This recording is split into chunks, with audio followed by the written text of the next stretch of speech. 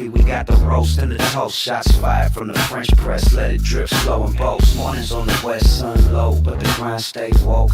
Ghetto cafe, steam in the breeze. Cruising through dreams with a mug and some peace. No drama, just cream, we deliver with ease. On the coast where the light never leaves. Coffee with Rios, pour it up slow. Steam in the city while the sun lay low. Coffee with Rios, starting the show. Sip real smooth, let the wisdom flow. Coffee with Rios, pour it up slow. Steam in the city while the sun lay low. Coffee with Rios, starting the show. Sip real smooth, let the wisdom flow.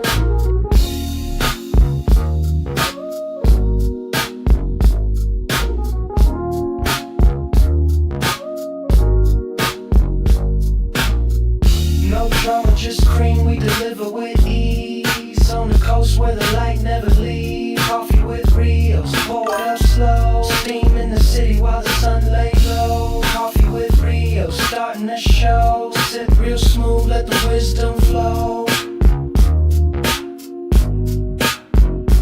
Coffee with Rios, pour it up slow. Steam in the city while the sun lay low. Coffee with Rios, starting the show. Sip real smooth, let the wisdom flow. Coffee with Rios, pour it up slow. Steam in the city while the sun lay low. Coffee with Rios, starting the show. Sip real smooth, let the wisdom flow.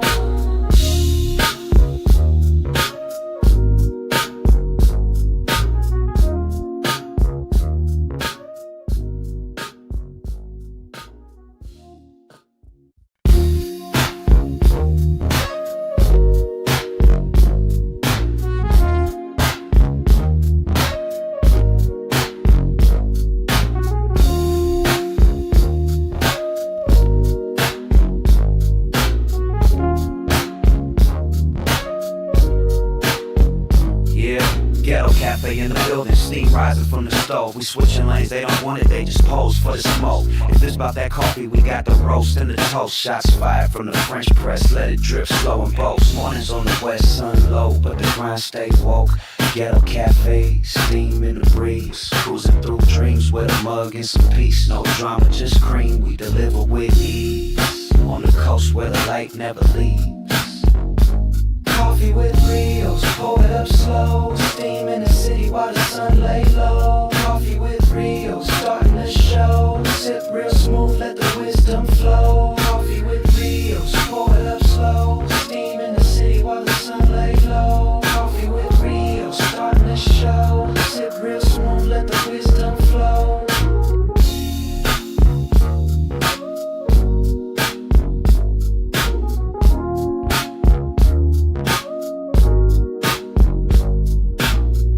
No drama, just cream, we deliver with ease. On the coast where the light never leaves. Coffee with Rios, pour it up slow. Steam in the city while the sun lay low. Coffee with Rios, starting the show. Sip real smooth, let the wisdom flow.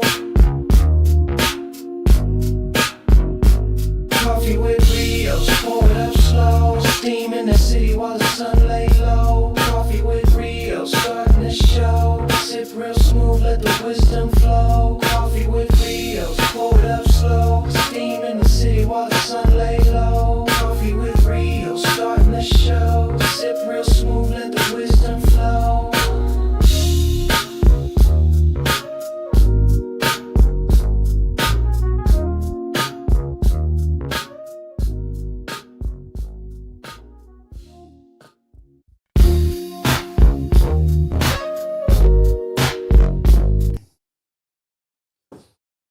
What's going down, my good people of the Ghetto Cafe? This is the AM Wake Up Show, Coffee with Rios, the #1 morning show in the whole wide world. Who? Craig? Let's tell Craig this is the #1 morning show in the whole wide world, Craig. The Wake Up Show with Rios, Coffee with Rios. Get your coffee, get your tea, get your water, your smoothie, your juice, whatever the hell it is, milk, porridge. Whatever the hell it is that you do it well and do it right now.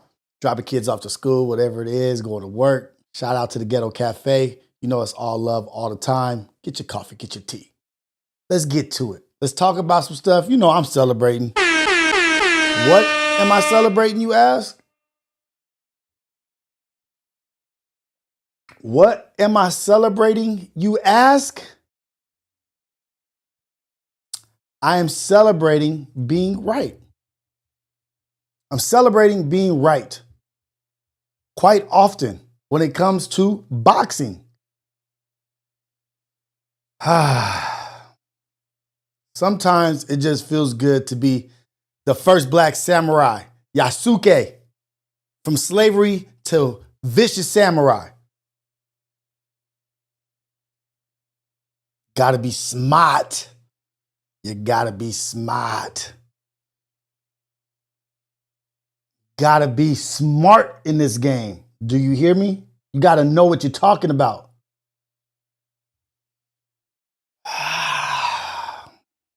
Yes, it is me. I am him, slim with the tilted brim. He is I and I am him, slim with the tilted brim.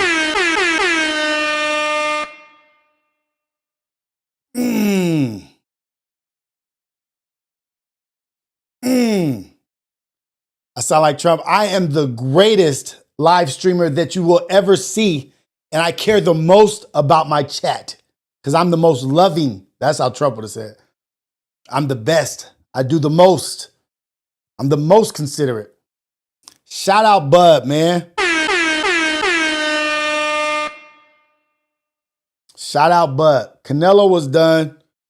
Nobody wanted to get down with me how I was getting down. Everybody wanted to doubt Bud. I've been calling it. I said, it's not even going to be a close fight. It ain't even going to be close. It's not even going to be a challenge. He's going to go in here and thrash this dude, starch him. Not that I don't love Canelo. I love Canelo. I really do love Canelo. One of the greatest, one or two greatest Mexican fighters of all time behind Benavidez.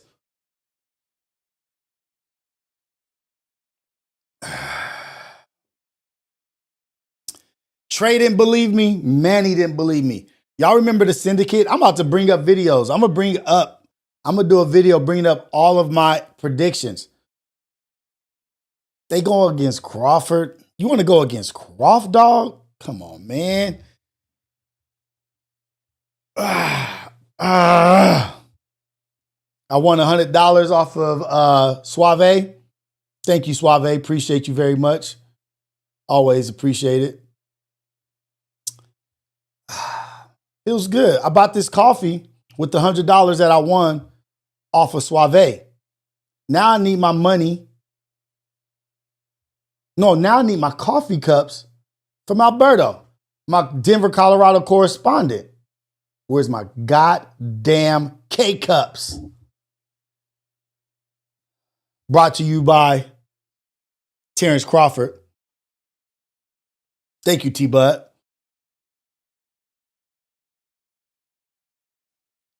No, Tafashe. I thought it was going to be worse. I actually thought Crawford was going to stop Canelo, and he almost did. But look, I'm a samurai. The black samurai, Yasuke. I'm the black Puerto Rican samurai. What y'all want to do? Told y'all. I told y'all. Don't disrespect Rios when he comes to this boxing shit, man. Y'all go watch that fight over. Y'all watch the live over and watch how Trey is getting pumped up over Canelo. I'm like, dude, just keep watching. He said, no, you watch. No, you watch, Rios. I am watching. You must not see what I'm seeing. Nah, you don't see what I'm seeing. Y'all don't see the technical shit happening right now? Y'all don't see this fool just only fighting unorthodox? He only fought southpaw? Do you see what he's doing? I told him, look, I see him get punched hard. He got caught with a clean one. What'd he do? Came right back like, oh, okay, cool.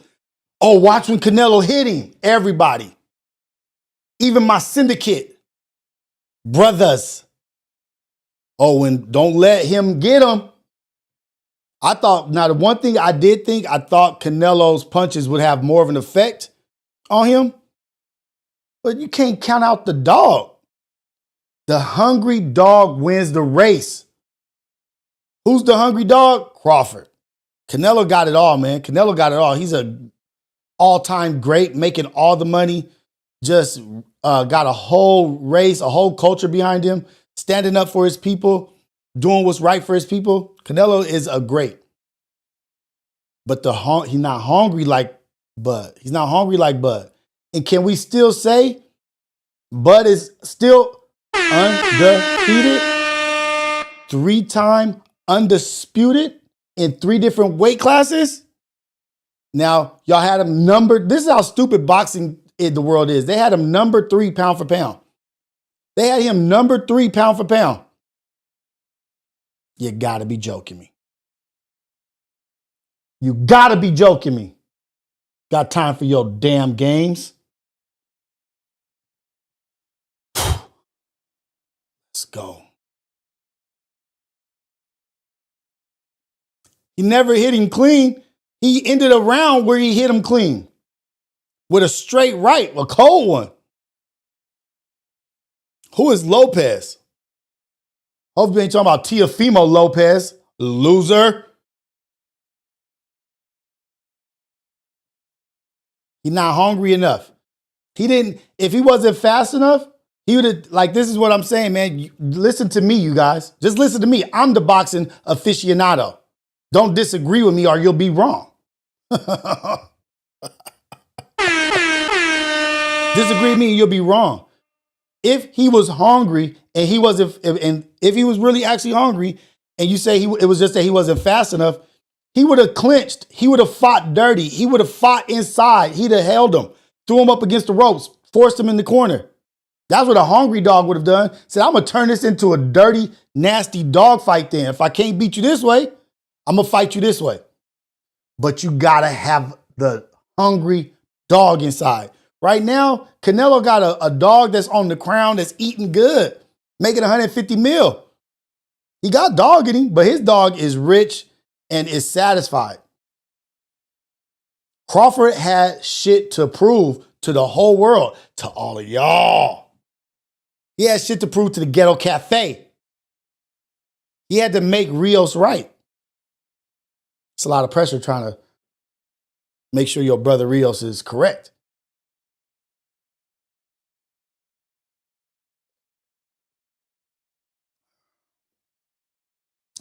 Don't believe them with the world is falling apart shit. King won.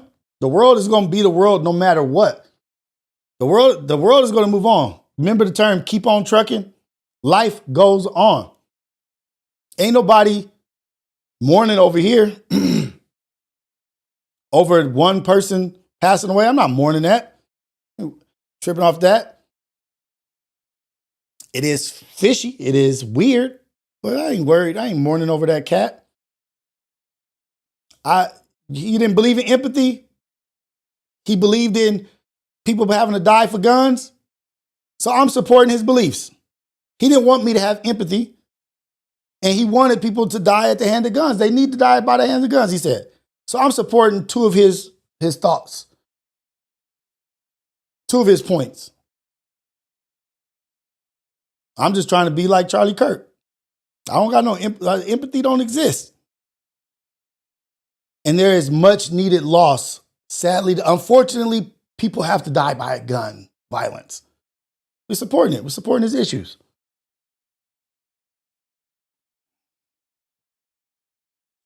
So King 1, did life stop? Are you still breathing? King 1, did you stop breathing?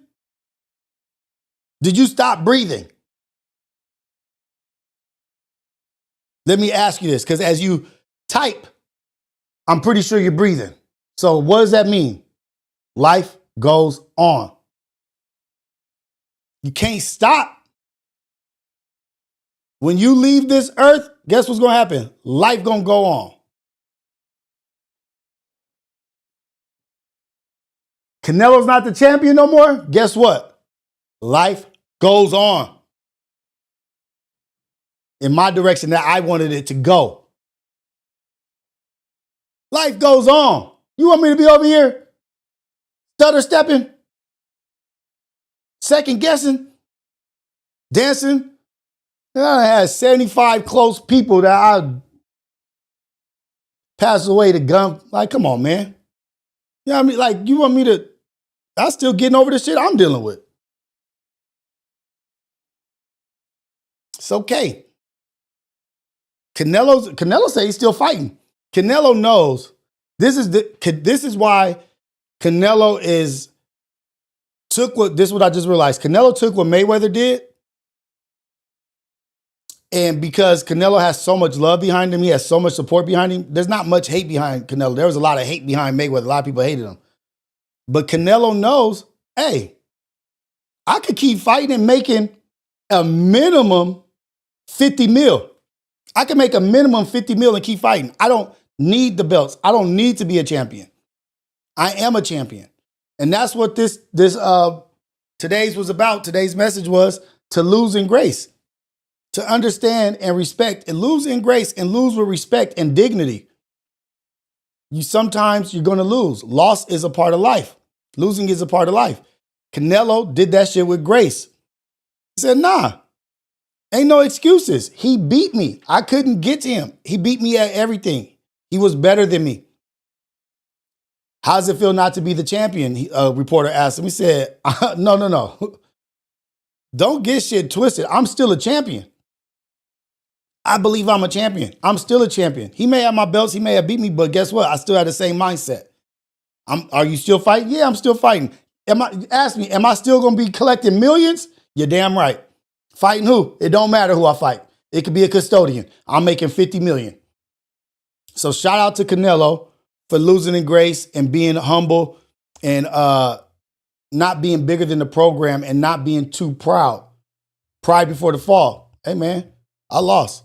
That's all it is. Rematch, I don't even care. I don't care to even mention the rematch because I could do anything. I could fight anybody and I could go on. My legacy, they said, did that hurt your legacy? He said, my legacy is stamped, which is true. His legacy is stamped. You don't have to be worried about getting a loss on your record. We need to get out of that era of worried about losing. Worried about losing. And attempt to be great. Dare to be great is the other side of that. Dare to be great. Crawford dared to be great. Before last night's fight, there were so many, not last night, before Saturday's fight, there were so many doubters. Crawford ain't this. Crawford ain't that. He's good, but he can't do this. He's good, but blah, blah, blah. He that southpaw switching stance, okay, whatever. He don't have no power. It's going to be too big for him.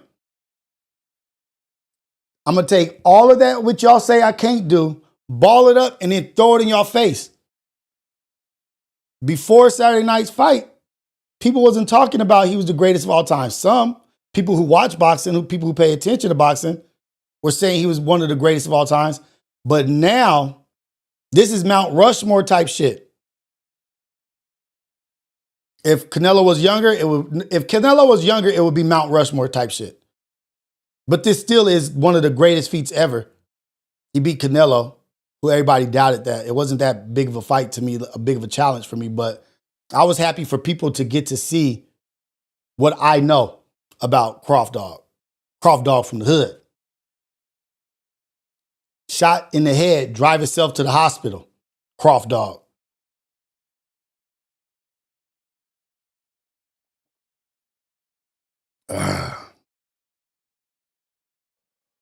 Mm-hmm.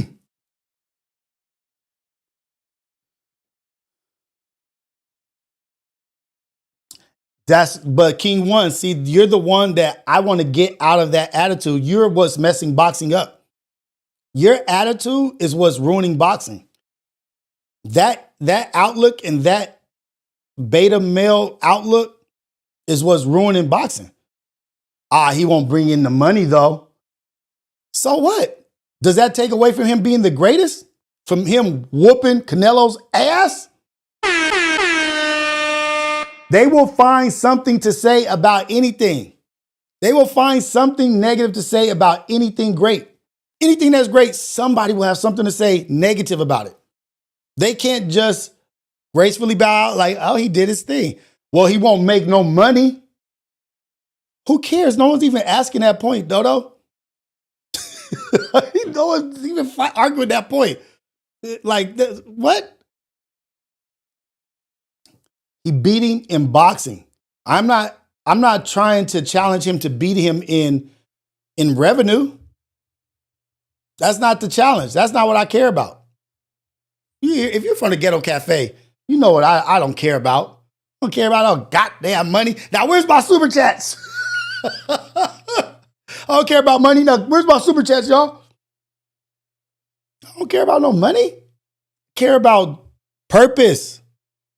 It's about purpose and daring to be great, daring to do what others deem impossible. Having that dog in you for life, that dog that's going to fight. It ain't the size of the dog. It's the size of the fight in the dog. It's the size of the fight inside of the dog. For life, for whatever you're going out there doing, dare to be great. Oh, man, you can't do that. You ain't never even talked on a microphone. You can't do that. Shit, if I don't. Go into it with the confidence of that one dude who drank that viral video of the dude trying to take a whole shot of Hennessy and coughs that shit and said, cut. Go into it with that kind of confidence. Dare to be great. People are going to always say, you can't do that. That's not even in your wheelhouse. That's not even something you're familiar with. I don't care. I believe that I can do this. I believe in myself. And what sets you apart from everybody else is not accomplishing it. Accomplishing it will set you apart, yes. But actually attempting to do something great sets you apart from the boring, the fake, the weak, the lackadaisical, the content. Just the attempt to do something great. The attempt sets you apart. Taking seize and a hold of the opportunity sets you apart from those naysayers that are sitting on their ass on the couch telling you what not to do and what you can't do while they sit their ass on the couch, comfortable and safe, with bubble wrap around them and living in a bubble, telling you, nah, you can't do that. That's not, now be smart about what you do. I ain't saying go skateboarding on a half pipe if you ain't never skateboarded before. I'm gonna try to fight Mike Tyson just because you can believe. Be logical, be smart, but stop letting people tell you what you can't do. Block them out and show the world what you can do or what you're willing to try to do. What are you willing to try to do? What woman wants to be with a man that's not willing to try to be great? Not willing to attempt greatness? What woman wants a man like that?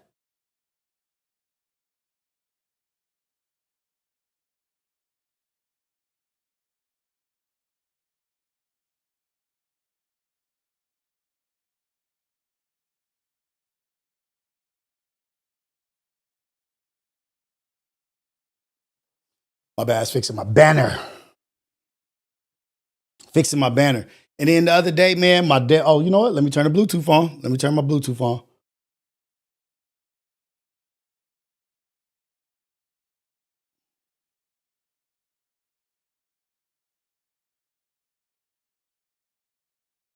Mm-hmm.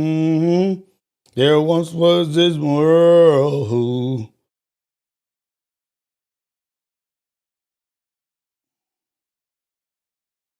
Tafashe, man, Ohio Ties, Isus Walks, that boy Ricky, King One. King One, you just be repeating shit too. Don't get on Ivani. You don't got one original comment in here. Nothing you said is original. Don't you get on Ivani. Get on my girl. You ain't original. You ain't the OG of your own thoughts. It's sad. Trump voice. Hey, man, I'm going to get my soundboard together, man. I'm going to have my soundboard together so that we can have some shit, man. I need to get my soundboard together.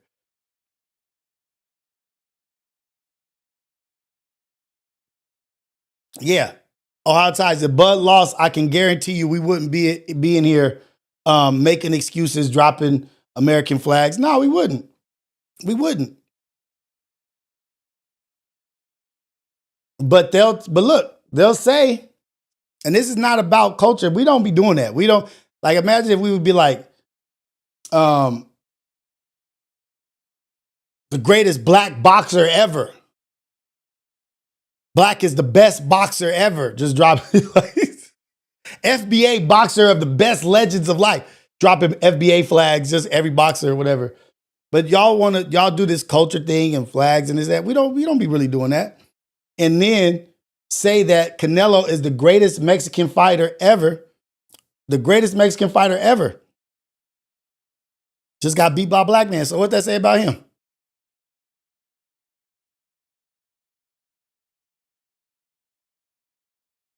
I'll wait. That's why I don't do the culture versus culture shit. They're like, that's if you saying he's the greatest Mexican boxer, greatest this, that, like it no makes no fight, like, and then you say, well, you got beat by a black dude. What does that say about black dudes? That's one black man. That's one Mexican man. And they don't know y'all.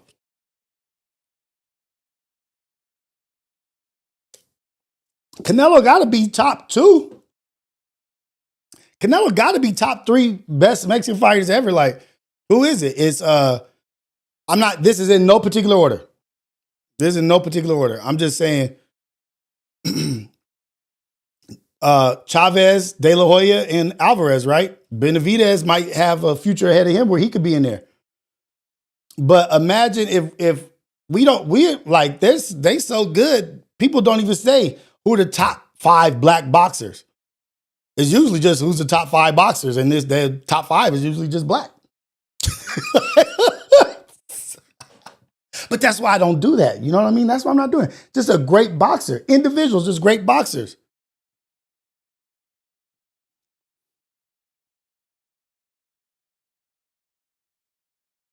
Hey, let me show you what Turkey tweeted.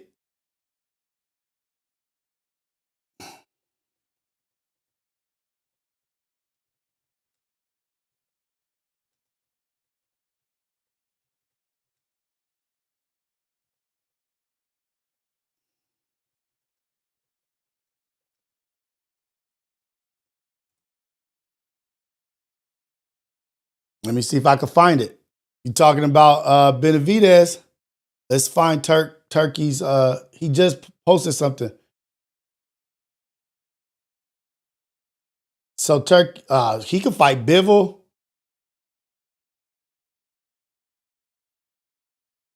At 160, they saying drop down to 160. This will make a Crawford only the second 7-weight. Nah, he don't need to be a 7-weight champion. He don't need that. He's already done stuff that nobody's done. Why does he need to be a second?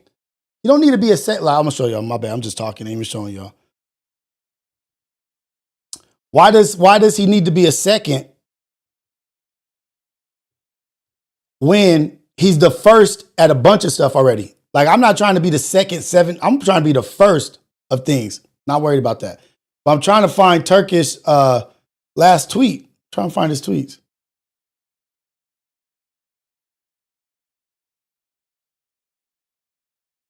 Dang it, I can't find it. But hey, go watch Demon Slayer also, y'all. Demon Slayer is a cold movie, my kids said. Both of my older kids watched it.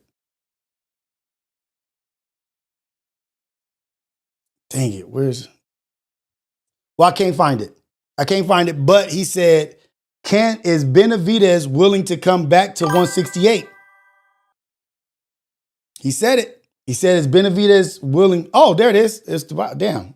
It was right at the top. Dumbass. Stupid Rios. Right here. 1.1 million views. Turkish, the money man. The one that's making these fights happen.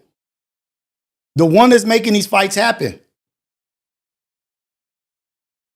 Turkey, a la Sheik, can Benavidez still make 168?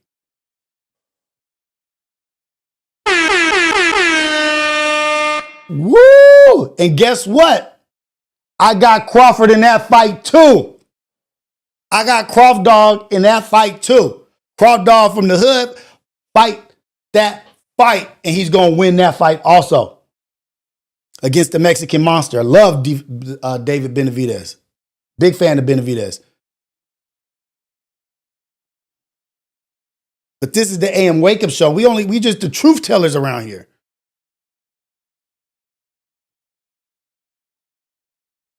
Christian Lopez, he said no right now.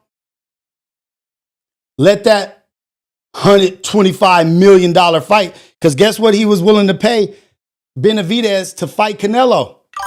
I think it was $100 million each. I think he was trying to pay them $100 million each.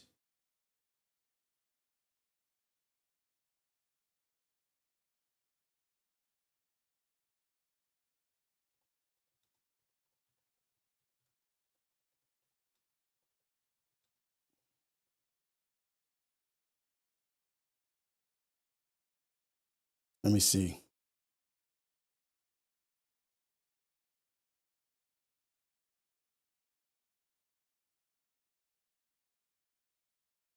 David Biff said he thinks Canelo Alvarez will want $300 million to fight him. He believes that Turkish. Let me see. How much would?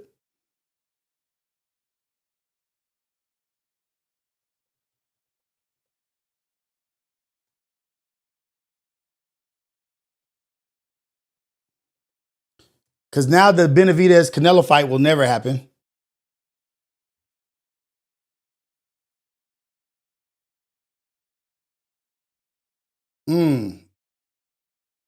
Nope. Based on, oh, wait, I thought it was 100. I thought he offered them mega money, but I think he only offered them $5 million.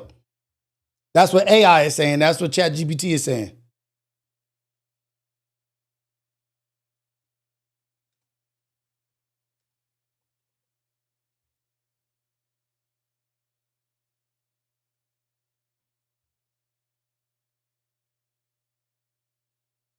Nope. 70 mil for Canelo. My bad. I was wrong. That was for the Crawford fight.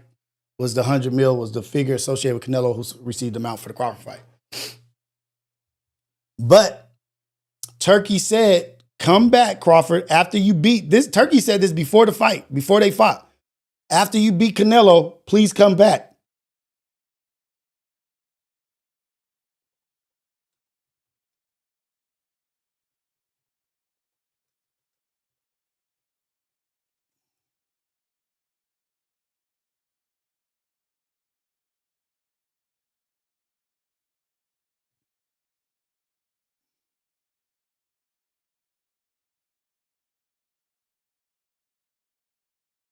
Wait, what is it?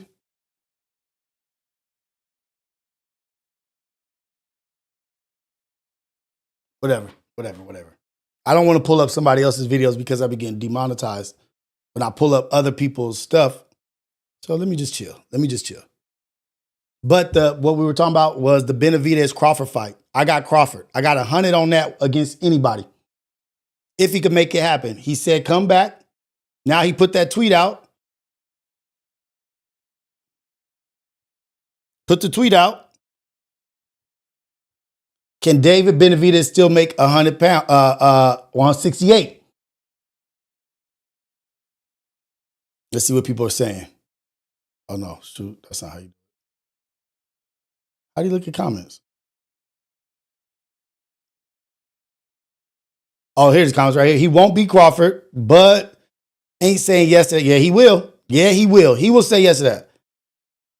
Battle for Mexican supremacy, Benavidez versus Canelo. There's nothing in that outside of money for Canelo because I think David Benavidez will really whoop the shit out of Canelo. He's too big for Canelo, for sure too big. Canelo's a small 168. Benavidez walks around like Benavidez used to be 300 pounds as a teenager. But it will make more money. Well, there you go. Let's talk to King One now. Let's talk to King One. King One is the money man. Benavidez versus Canelo will make way more money than Crawford versus Benavidez. But if we set up the Canelo Benavidez fight, the winner gets Crawford.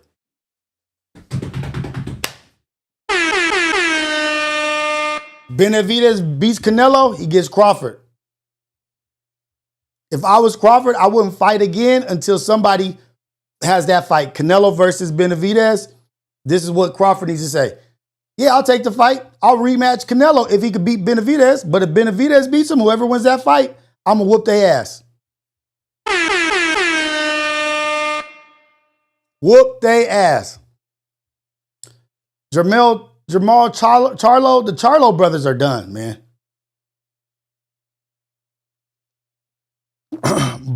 Tank against Bud? Are you joking me? Tank will get chewed and spit out, man. Tank is a good fighter. Tank is good. But there's a difference, Callie. Callie Bags. You just got to watch it and just see the difference. See the difference in skill, see the difference in mindset, see the difference in focus, the willingness to step up and have these big fights and do things, willing to do great shit. Tank ain't ready for none of them. None of that. Tank about to fight the Paul brother. You already know his brain is out of the game. He's already out. He's already left boxing. His mind is left boxing a long time ago. He just got beat. He just got beat. His last fight, he lost. He will get dog walked by Crawford. We got to stop talking about, I'm ready for people to stop talking about Crawford like he a regular cat. I need y'all to start talking about Crawford like he's a Super Saiyan. Start talking about Crawford like he's a Super Saiyan. Do you hear me? Do you hear me? Y'all look up Yasuke, first black samurai, slave to samurai. Shout out my brother who made the shirt. I can't remember who made the shirt. I can't remember the brand.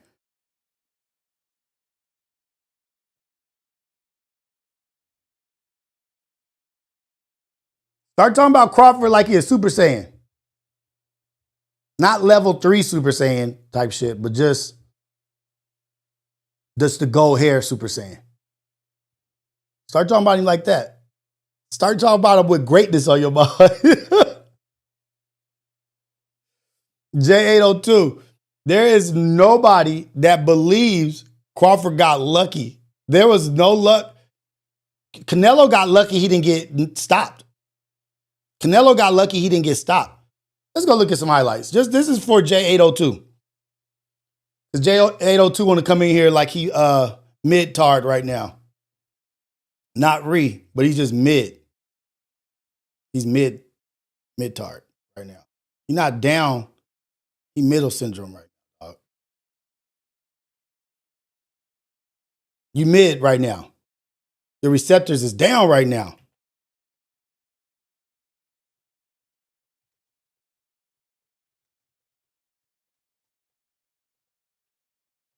So this is J802 must not had a good opportunity to watch the fight or something.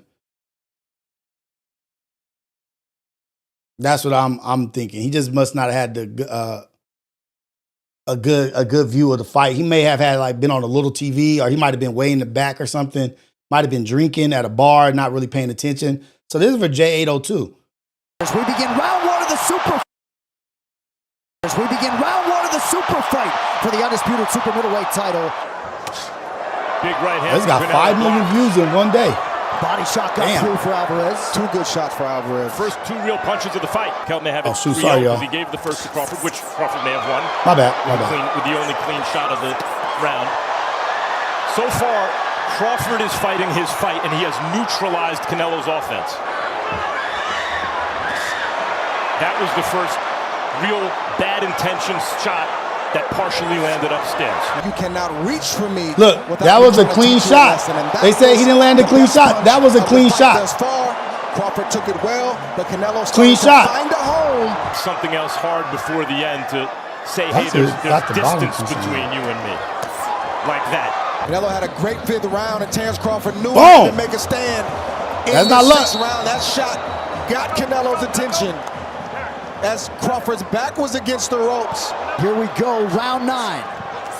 Oh, and that's a good early land by Crawford. Round 9. I think it's more than no nonsense. Is that luck?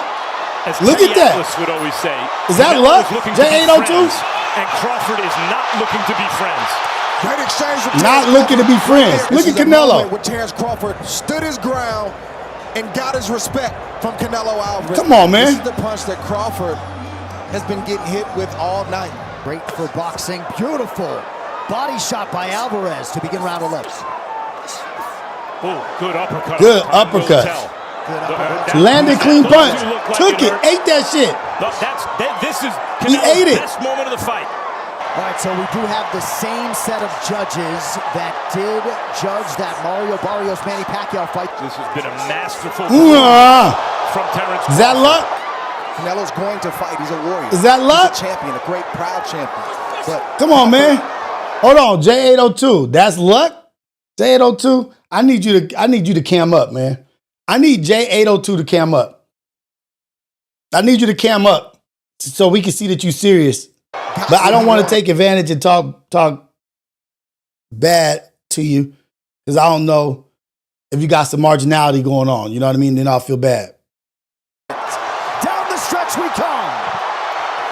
Oh, almost dropped his ass. That's what I was talking about to people. This is where I say he was about to drop that fool. Stretch we come. Down the stretch Right we here. come. Boom! Whoa! Had him wobbly. Wobbled him. got what he wanted. Did y'all see that Down wobble? the stretch we come. Look. Shot. Ooh, that shit was so solid.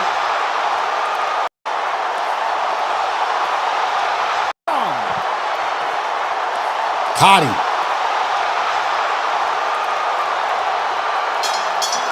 And there's the final horn. Luck. Luck be my lady tonight. Luck be my lady tonight.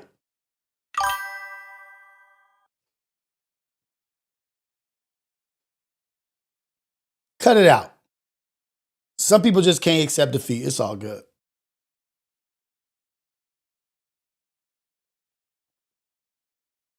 It's all good. Some people can't accept defeat. You know who can't accept defeat? Canelo. Canelo accepted it. He was more gracious in defeat than his fans. He was in the ring, got beat up, and was like, yeah, he beat me up. But they won't even, this is how weird the world is. They won't even agree with their person when they say, yeah, he beat me up. They're like, no, he didn't beat him up. No, he said he got beat up. No, he didn't. No, he didn't. Well, Canelo said so. That's the world we're in. Like, and it's a snapshot of like really kind of what's going on in the world a little bit too. Like, people will believe whatever is their narrative or whatever helps them sleep better at night. Like the shit with this assassination. People done forgot about everything. Just, oh, this fool is a hero. Well, how? What? What did we say? No, I'm not even gonna get into that right now. Not even gonna get into that right now. Well, actually, I forgot the caller called in. Who called in? He was from Orange County. He called in from Orange County. He was talking about how racist Huntington Beach is. I had the most racist interactions in my life in Huntington Beach. With police officers in Long Beach and then with the people of Huntington Beach.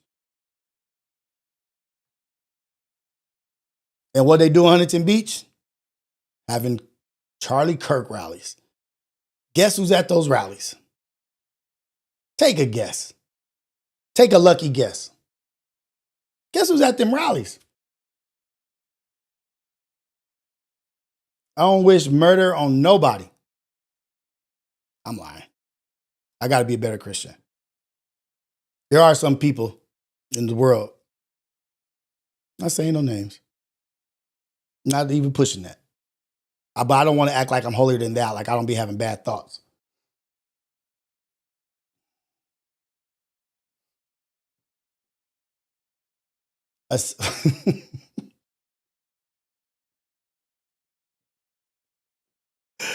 Oh shit. I said I had the most racist interactions in Huntington Beach with individuals. Not saying all of Huntington, man, you guys are so marginal. I didn't say all of Huntington Beach is racist. I said I had my most racist interactions in Huntington Beach. In Huntington Beach. I said police officers in Long Beach and then with the people of Huntington Beach. Individual people, regular civilians in Huntington Beach. Most racial interactions. They sent, never mind. They sent a whole bunch of people to January 6th. They had buses sending people to January 6th. Attack on the Capitol. The attack on Titan, the attack on Capitol. They was coming in with ropes and shit.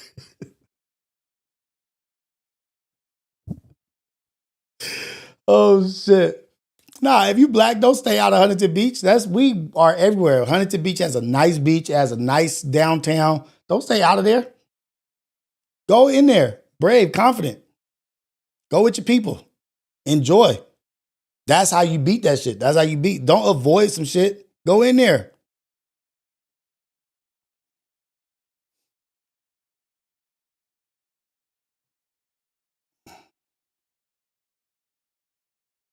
We were just talking about that the other day about Huntington Beach. He's from Orange County.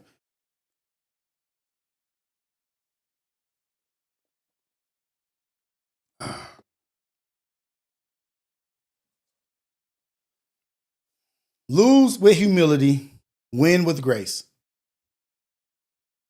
That's the moral of the story. Stay tuned in for Crawford's future, Canelo's future. I have the plan, though. I got the plan. I already told y'all. Canelo versus Benavidez.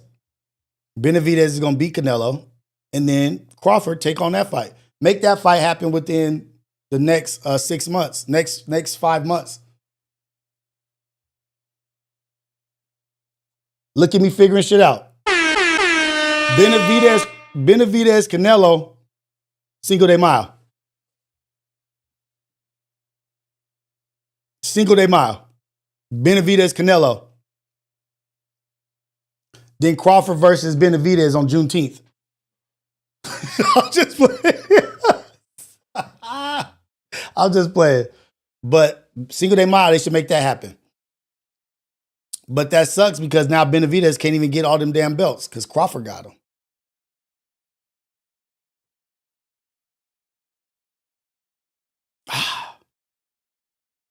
It feels good to be right, y'all. It does feel good.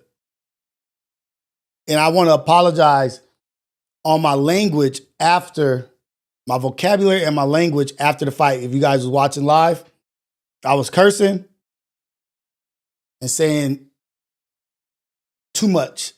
I should have not cursed that much. I'm trying to do better with the things that I say and how I present, but I was excited.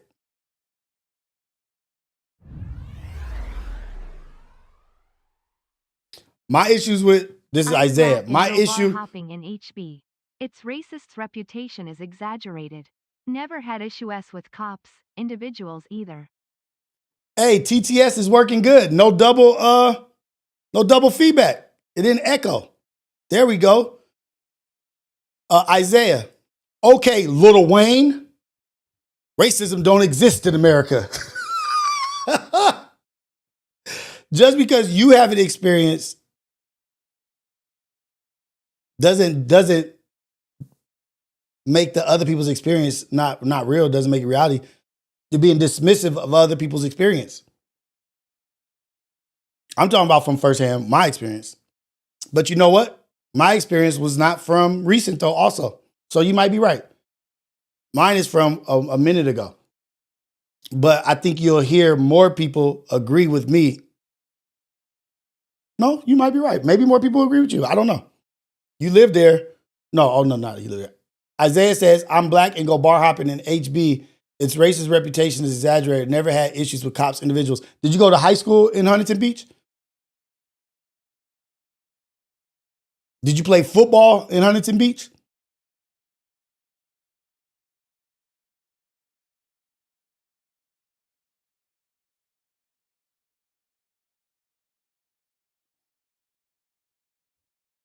That's where you kind of get the feel, the temperature of a city. You get the temperature, the feel of a place when you're when you're involved, like when you're in it, not just bar hopping. Go try to buy some. Have you tried to live life out there outside of bar hopping? Bar hopping is this.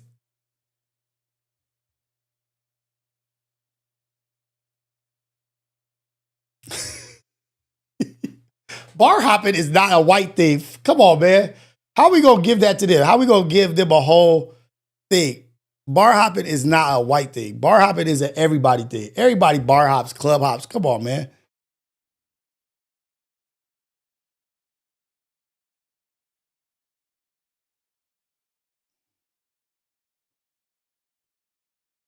Macy's.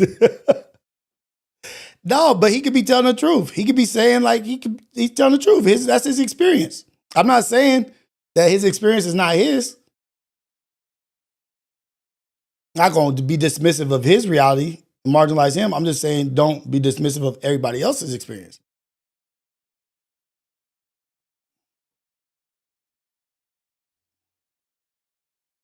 He might be like, man, jigaboo ain't a racist term. There's nothing wrong with blackface. Like, he only said 4 racist things to me.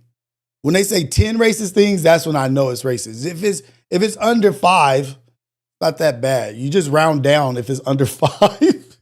You round down the racism. If it's under 5, they've only had 5 racist things. You just round it down to 0, right? It's simple math. Simple math. It was like, we learned that in elementary. You round down. You only did it 4 times, so it's basically nothing. It's round down to 0.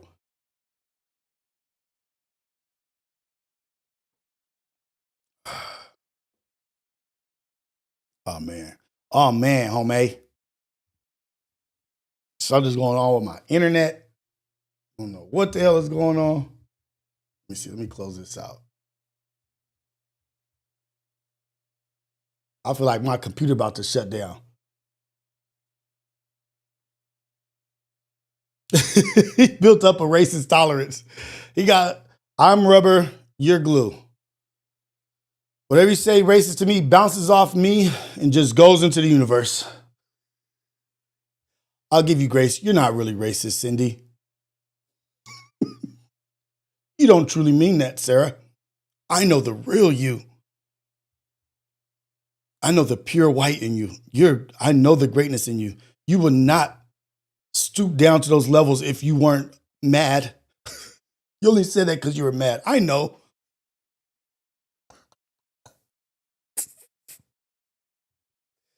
You only said that because you were angry. I know.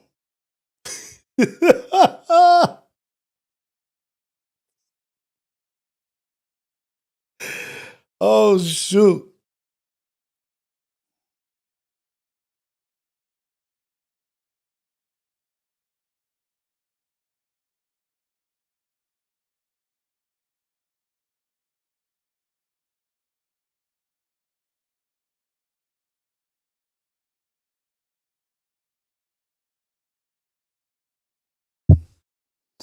So,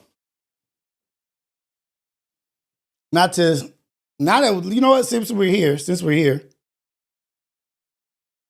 I don't know how we got here. Oh, we got here because of Huntington Beach or whatever. But there was also a shooter at a school shooter. The day of, I don't know, Charlie Kirk thing, like the same time frame. Oh, shoot, here, hold on. Ah, damn it. Hold on, let me call him back.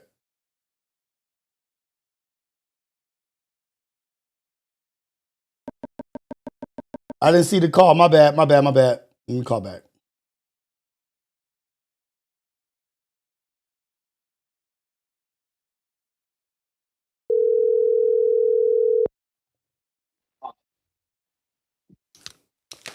Hello? Hey, what's going on, man? This is the Wake Up Show, Coffee with Rios, #1 show in the whole wide world. Craig. Number one show in the whole wide world, Craig. I think y'all know who this is. This is War Chief Jumbie. Hey, don't say that out loud. You're gonna get them peoples on me, man. You know how they be. Hey, man. Hey, man. You know how they be doing me. How you doing, man? I'm good, dude. I can't complain. What's going down with you, man? What's going on, man? I just wanted to call. Hold on, let me turn the TV off because we watch you every morning. Oh, okay. We watch you every morning. So maybe the when ODM called during the fight, maybe it was because his TV was up because we was hearing the echo in the background. Maybe he had the. Oh, okay. I thought I had something messed up on the roadcaster. But shout out to you, man. Shout out to your guys. Shout out to you. Not your guys and girls, ladies and gentlemen that you got, that you're training, everybody, both genders, all walks of life.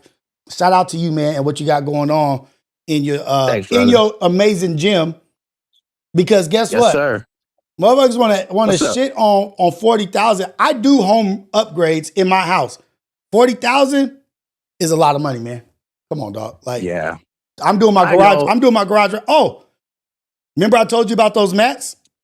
Yes, sir. I took them out the garage. They all out the garage. It's like 8 or 9 of them. Okay. But they're heavy as fuck. I sold my truck. So I can't get them. Me and Nehemiah gonna come get them. Okay. It's a whole bunch of, they're like 100 pounds. Yeah. Nehemiah need to do some lifting. You coming with me, Nehemiah? We're picking up some mats, brother. Yeah, you say okay. We appreciate you, Rios, man. Yeah, man, because honestly, too, doing this on my own, I got no help. I ain't got no big company. I don't got no Israeli backer funding me, no Ashkenazi money in the backhand. Oh, so you're not funded by the APAC? No, man, the AI pack, it's because I'm going to tell you why. I firmly believe that all lives matter, man. So, like, if we're going to talk about, Charlie Kirk, what about XXX Tentacion? They don't care. He get shot in the neck? Yeah, they don't care, man. It's not. See, it's not. That's not fair. But they look, and I don't want to speak for everybody because some people is caught up in emotions and stuff or whatever. But and I'm just being being satirical with the all lives matter thing. I don't want people to believe that. They gotta understand. You gotta be smart enough to understand that. Come on. But right, if it's not if the mourning and the promoting of your death is not beneficial to them, they're not gonna promote it. Right. They're not gonna mourn. They're not like, look at this. Look, I'm about to pull something up right now while you're on the phone, actually. Okay. Like, look at this shit. This is I love you. His wife. I know. Oh boy. I love you so much. With his dead body. Oh boy. That's propaganda. Like, come on, man. Is that what we call? That's what. Okay. Look at, you know what it was though. But look, I want to play that one more time because I want people to see the promotion and the marketing of what really was to be seen in that. It was the rings. The rings. The rings. Look at the rings. Yeah, I love you. Like, who does this and puts it on social media? Right, that's a sick habit. I'm gonna tell you, man. I've lost a lot of people. Look at the ring right here. Boom. Years. Yeah, we don't do that at funerals, man. That's insane. Why would you? Who are you showing this for? What is the reason for this? Like, this is a private moment. This is an intimate moment, supposedly, right? It's an intimate moment. Why are you doing that? Well, and I'm not even gonna pull up her speech or whatever. But go ahead, Jumpy. Go ahead. I was gonna say, coming from like a mixed background, especially from having at funerals having a parade when we lost someone in Louisiana, to burnings of lanterns in the water, to the donations and libations of money and stuff. All that is for the family. That's not something I would put on social media or to get likes or clicks or views from. That is, I would feel like that would be to kind of like rage bait or emotionally bait or pull a feeling out of the viewers. Right. You got to be careful of stuff like that. It's very psyopic. It's very psyopic. It is, and that's what I'm saying. Like, I don't be wanting to go too like deep down with it because psyop has gotten very popular with a lot of people saying psyop and is that. But this is typical definition of psyop. Like, it's just. Well, a lot of people don't know that the word public programming is still licensed by the United States government. Right. So it's called programming for a reason. For not, a reason. and if nobody believes that, I got a weird question. I always ask people, why is there melanin in microchips? Right. You know what I'm saying? Just put those two things together and have a nice spliff, and you'll have a good thought for the day. Go ahead, just go ask ChatGPT. Do yourself a favor. Do yourself a favor. Do yourself a favor. Ask ChatGPT. Ask ChatGPT, quick, guys, quick. Yeah, man, and I wanted to, before I hop on here, because the guys are about to start punching each other in the head. Shout out to the guys, man. Best morning show in the world, Craig, Rios. But I told you that this was a fight for Canelo to lose. I think I said that verbatim because he wasn't watching the Soviet boxers and how the European boxers are adapting to the Mexican and American style of boxing. Mm-hmm. It's the movement, it's the fluidity, and it's the science of the sport. It's not just doing your same workouts over and over. It's actually watching your opponent as he evolves. Right. And Soviets are very, very good at subterfuge and spying and getting their own info, right? They do that with sports. Mm-hmm. And they've been watching the way these boxers have been going. So Bivol was an experiment for them. And you see what it did? Mm-hmm. But the thing is, one experiment. That's an experiment for easily, like the thing, like Canelo is good. He is a good boxer. He's a great boxer. One of the greatest, yeah. But he's very robotic. Like, you know what I mean? Like, he's going to walk you down, throw a couple punches, and he's going to try to outpower you, outspeed you. Now, if you have more power, you have more speed and better footwork, you can beat him. But what I'm gonna show you how. What they can't do is make a plan for somebody who comes out every fight and fights 7 different ways, which is a Crawford, right? Which is that style of. You see, he put the shell roll, the shoulder roll. Right. He's doing like. You can't manufacture up a way to beat somebody that can show up and adapt to your style. Right. That's the martial way, regardless of what martial art you're on. You have to be able to adapt to the environment when the environment changes, evolves, degrades. It doesn't matter. You've seen, and this is how robotic Canelo was. All he tried to do was trap the outside foot and attack him with a power hook on the exit. Yeah. And then that power hook on that exit usually opens him up for his power side cross, his uppercuts, his smooth shit. Yeah, but he isolated that out by fighting the whole fight southpaw. So if you fight southpaw, that way, I'm gonna throw this left straight down the pipe. So you gotta take that. Southpaws, I'm sorry. Go ahead. We have something that orthodox fighters don't have. Our power side has a clear, open view of everything. From your feet to your head. So all I have to do is circle just a little bit. Uh-oh. Did we lose Jumbie? Step into me. Yeah, you're going to have to step into me to throw power against the southpaw, which is dangerous. Mm-hmm. So, and the way he fought, man, was very reminiscent of how Bivol was fighting, which I was trying to tell people. Crawford's camp is smart. He probably has some of the oldest and smartest boxing coaches in the game. It's just they don't put respect on him because, in my opinion, he's a black man. And I want to say, and Mexican, black, and they stuck with him. He's with the same camp from beginning to end. And now they're starting to get fighters with Bo Jack, whatever, Bo, I forget his last name, Bo Jack or whatever. But now they're starting to get fighters with him. They had a couple fighters on the card, but now they're starting to respect what's going on and what the fighting style and what they're teaching there, because it's the basics. Like, fight the plan. If you could get a fighter that will follow the plan, unlike Vargas, right? You saw Vargas the fight before. Right. He wasn't following, he wasn't listening to his dad. He wasn't willing to sacrifice to win. You know what I mean? Like, I'm just gonna go do the easy thing. But also Canelo throwing that looping left body shot, that power body shot with his left hook to the body. Right.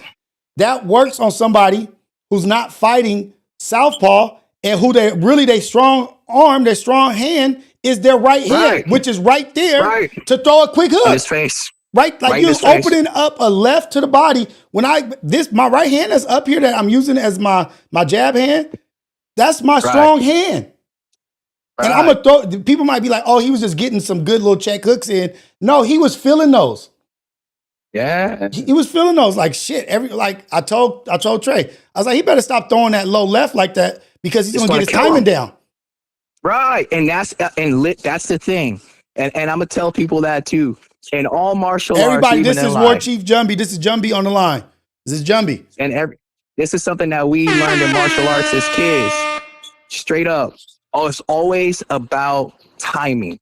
It's always about timing and cadence. Those things change, so you have to change with them. If you don't evolve with the timing and the cadence of it, you're going to get eaten by it. Right. He fell into a dance that he didn't have the dance steps for. He didn't. And that's a scary place to be when the lights are on you, because you can't quit. You can't quit. Say I'm confused. No. You gotta put that. And I respect Canelo because most fighters would have been like, oh, fuck it, I'm gonna find a way out. He still tried to fight. Yeah. He fought his ass off. Right. It's just he had the wrong shoes on. He didn't have the answer for what he was doing. And this is what I told Trey, is that what Bud did was he threw his timing off by engaging, doing 1, 2, 3, and then getting out of there. Right. But then also throwing in, I'm gonna sit in here and throw 7 shots. Right. And so you are going to be guessing like, damn, I don't know if he's engaging with a real combo or is this. So he gave him a little bit of both. Like, you don't know what I'm about to do. You're not going to be like, oh, I know he's going to throw 1, 2, 3 and get out of there. Oh no, this dude might sit on it and throw a left body and come up. And so he never let him clean. He never let him get his timing down where he could time him on anything. And then he was moving around and he was getting frustrated. It was like, that's a frustrating fight to fight. And the composure of Canelo not to be in there like complaining or making a big deal about it. Like, he just got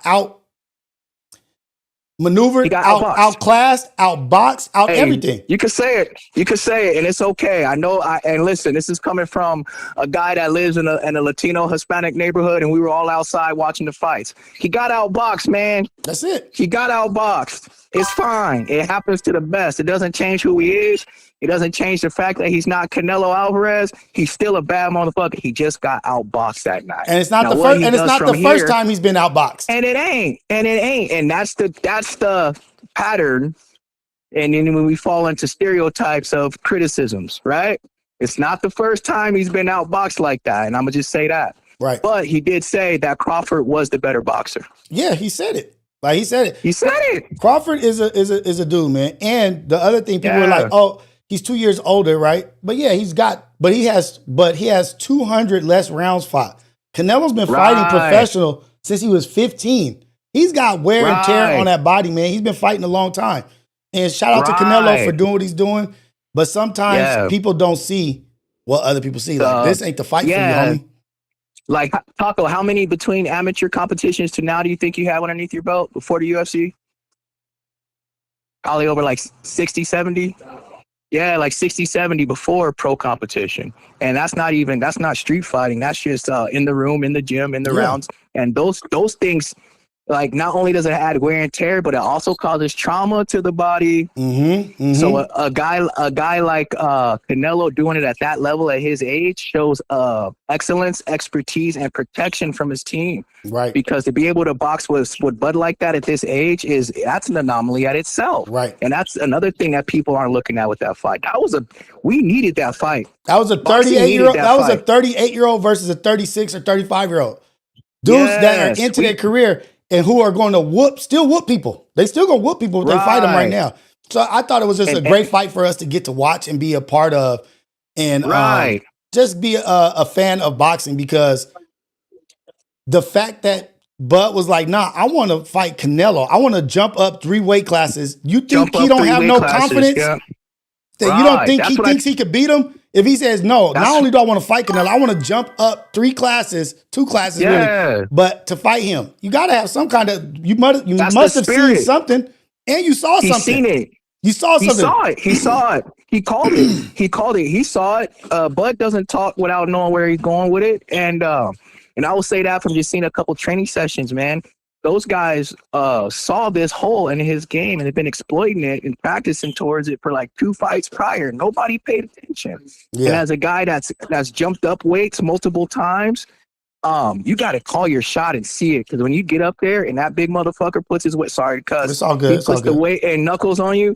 It's reality. Reality sets in. Anything that you thought was going to happen could go out the window with the first punch. So him jumping up 3 classes and being undisputed should not be something that we miss. That's legendary, man. That's literal Black excellence, man. And yeah, I think that's something we should highlight. I think we should get away from the YouTube and influencer stuff and give the guys who are actually in the craft. You know what I'm saying? Bring that boom bap back, because this auto tune ain't cutting it. You know what I'm saying? Right. No, for real. But we got to bring it back, man. And I think the only way to do that, like Kendrick said, is just turn the TV off, man. Don't tune into that fake stuff. Watch the real. We just saw the best boxing in the last decade on television. Right. We don't got to watch 50-year-old Mike Tyson die for a check. Right. And who's he setting up to fight right now? Mayweather. Lord knows. Mayweather. I don't think it's going to happen, but they talking about Mayweather. Like, I don't want none of this exhibition stuff. The Tank versus Paul stuff. Like, it's like... It's scripted, too. And that's what a lot of guys, and me being in the business, a lot of people don't understand that these influencer fights are scripted. I know Tyron Woodley. I know the MMA guys, and you guys should look into how bad them checks are when you retire from MMA if you didn't take care of your money. Let me ask you this. Really bad. So they brought up something in the press conference with Dana White about him trying to implement what he does in the UFC, where the fighters don't get percentages and money on at the gate and the pay-per-views. So he wants to pay them the flat rate. Everybody's like, well, they're going to be getting paid more now that Dana White's involved. But like, yeah, but he's trying to implement, if they're getting paid the more, UFC way. But if the boxers are getting paid more, that means that the owners are getting paid more also. That they're getting more money in their pockets too. And they collecting at the door and this and that. I'm going to say it like this, just to keep it 100, sharecropping still exists, and it's a giant sharecrop, and you have to have a smart people at the door. You got to have somebody willing to sit there and pay that tax, because those conversations are tough, and they're sticky, because they are very race-related and clout-related as well. It's not based on tangible skills anymore. It's based on moving needles and stuff, you know? Yeah. So, like, yeah, I think Dana saw the boom in streaming and understands now that he can, these guys messed up. Too much free game on the internet, you know? Yeah. That's all I can say about that. But it's you when you get in these contracts in the fight game, it's not what these guys think it is. Hey, you do more fighting for your money than getting it. Right. Quick question: you guys got anything on the books? Any fights coming up? Anything that people need to pay attention to or tune into? Yes, the big one right now on docket is we got Jamal Emmers, UFC featherweight. He's fighting November 8th in Las Vegas, man, at the Apex. Everybody should tune into this one. Jamal Emmers is a dark horse. He's monster. Jamal Emmers at the Apex. What is the First Apex? Round K. It's the UFC's arena. It's their own private personal arena. Okay. And so now they have fights in Vegas. Instead of renting out the big spots, they built their own. Boom. They trying to make they want to collect all them numbers, all that moolah. You know, it's because you watch these TVs, the internet and the YouTube, and you see the super chats and things, and then they realize, oh, if I create that myself, I can do the same thing. What is Jamal? What is his Instagram? I'm gonna pull it up for the people. Jamal's Instagram is Pretty Boy Emmers. Pretty Boy Emmers. Yeah. And then right now, we're still waiting for another one of these fighters to accept the King of Violence challenge. Taco just had a birthday yesterday, and we happy went birthday, through like 11. Taco, man! Yeah, and that's like 11 opponents turned him down because of his last 3 opponents. Man, he's undefeated in the UFC. Shout out to Taco. Shout out to Emmers. You guys are doing y'all thing. So you said, what date is it? What date? November 8th, Las Vegas. November 8th, Las Vegas. And is that going to be on, what is that? What will that be on where we could tune in? Is that going to be like a regular? Right. Look, I believe it's going to be, I think this one's going to be not Netflix. Which one? Fight Pass? It's going to be Fight Pass, and it's going to be ESPN. Okay. Copy that. We're going to be tuned in to Emmers, man. We rooting for him. We rooting for y'all, the whole Rios, team. Yeah. Bigger than tuned in. You invited. Let me know, man. You invited, Rios. I want everybody, because I don't know everybody. You know, I've been wanting to come in there, but I don't want to take no shine from Emmers and Taco, man. You know what I mean? Like, You ain't I don't- taking no shine. You was a strong brother. You was a black man. Because my skill. Nah. Because then they gonna be like, you know what? We want Rios instead of Taco, man. Bring him into the Right. and Taco in there whooping my ass. Like, okay, I'm gonna kill this nigga now. Hey. Oh, I'll turn. Hey, Rios, I'll turn the chat off so you don't get influenced by it. Okay. I'm over there like, hey man, you don't got no teenagers I can roll with.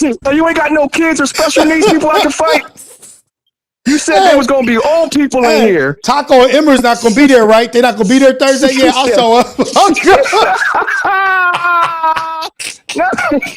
They're not coming on. What days they don't come? Yeah, I'll be there. Yeah. Nah, shout out to Emmers and it's Taco, not them man. You got it. Yeah. For sure. No, It's I not for them you sure gotta will worry be about, man. They're good boys. I will for sure be slide through, man. Come over there and being in the gym that I understand is a gym and respect and appreciate. You know what I mean?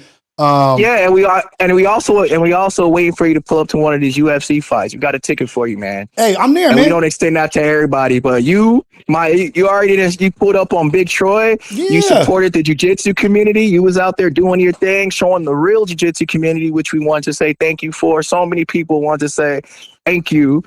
And yeah, man, if you want to come to the Vegas show, let me know, man. Okay, I'm already, nigga, I'm there. There's no question about it. I'm there. I want to go. We in there then. Okay, for sure.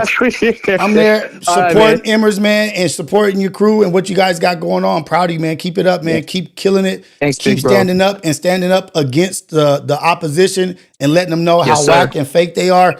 Keep doing your thing. Yes, sir. Real, recognize real. Shout out to War Chief Jumpy, brother. All blessings to you and your family, man. Taco and Emmers, man. Go out there and kill it, man. Shout out. Yes, sir. Bye. Y'all heard it, man. Taco, y'all heard it. Taco said he sees Rios' skills and he wants me to train with him to help him for his next fight. So I got to go and just help him out, you know, give him some tips. Some guidance in the ring, you know what I mean? Like some of this jiu-jitsu, you know, cross-face chicken wing, Bob Backlund cross-face chicken wing moves. I'm going to teach him the cross-face chicken wing. It's a famous move by Bob Backlund, WWF. Great wrestler. Entertaining wrestling, not Roman Greco. Cross-face chicken wing. But shout out to them, man. But yeah, man, I will definitely be showing up to the gym with Jumbie and his peoples and the team. And I'll be showing up doing a lot of other things. We're getting into the fight game. We are commentating at fights. We're doing jiu-jitsu commentating. We're doing MMA commentating. We'll be at the next Spa Stars on the 27th in Commerce Casino. Getting down with Raph and John and my boy Rob hooking us up, man, putting us in the game and keeping us relevant and talking about us in rooms that we're not in and supporting Brady, supporting Nehemiah, man. You know what I mean? Like, we didn't even talk about Nehemiah. Nehemiah is a monster out here. Dude, like he's got a cold team, man. A cold team. Nehemiah doing great things. Saw Brady just choke the shit out of somebody at the Fight Club 360 Subversive. Brady cold. Dude crying afterwards like, oh, he cheated. Yeah, cheat this. I'm about to curse, but John, Raph, shout out to everybody. Shout out to the whole team, man. But we getting involved. Syndicate is involved. We're trying to do more and more, man. You see, we did the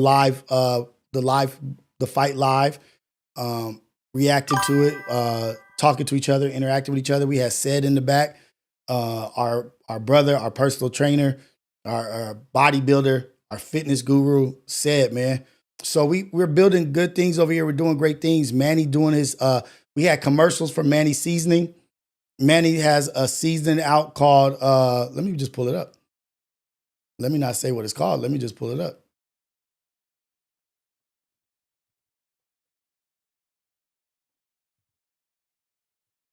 Pull up this commercial. Good things happening, man.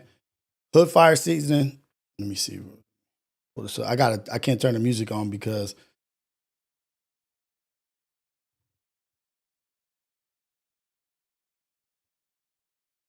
Hood Fire Seasoning. Check him out. My boy Manny. Website, Hood Fire Seasoning. Support, we're doing things, man. I'm sponsored by my brother. And anytime I get the opportunity to promote my brothers that I love and put their information out there and help them out, I'm gonna do anything and everything I can to promote my brothers. This shit ain't about me.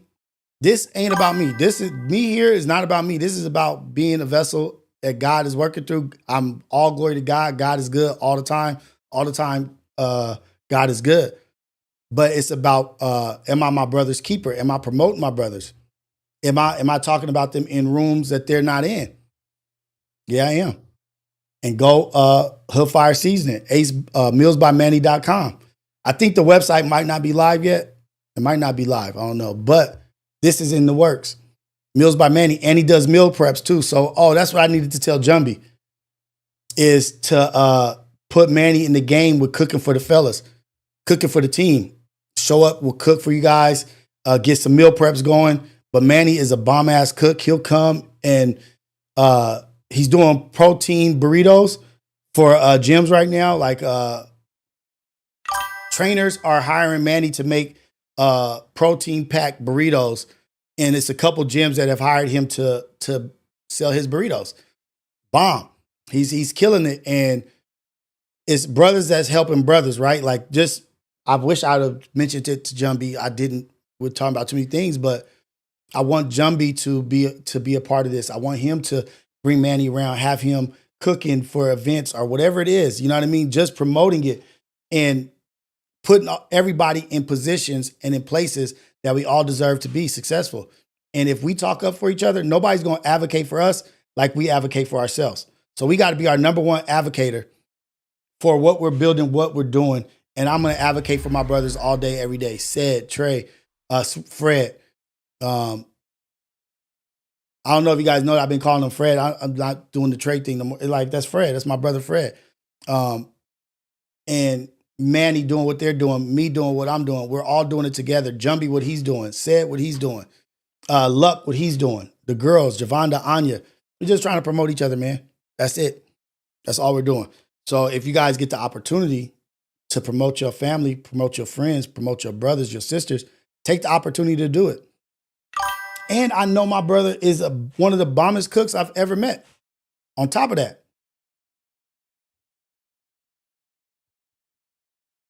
Look, check him out.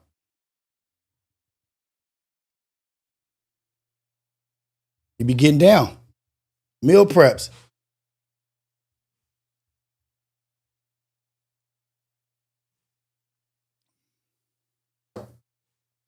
Get him with, Jumby, get him with Gains by Manny. Meals by Manny, that's the Gains section. This is called Gains. His meal prep is called Gains. Let's get Taco, let's get Emmers with Manny. Let him meal prep for them. He'll drop the shit off to the gym. And I'm telling you, you won't regret it. I don't know if this has music. If it has music on it, I can't play it if it has music. He got me demonetized on my live.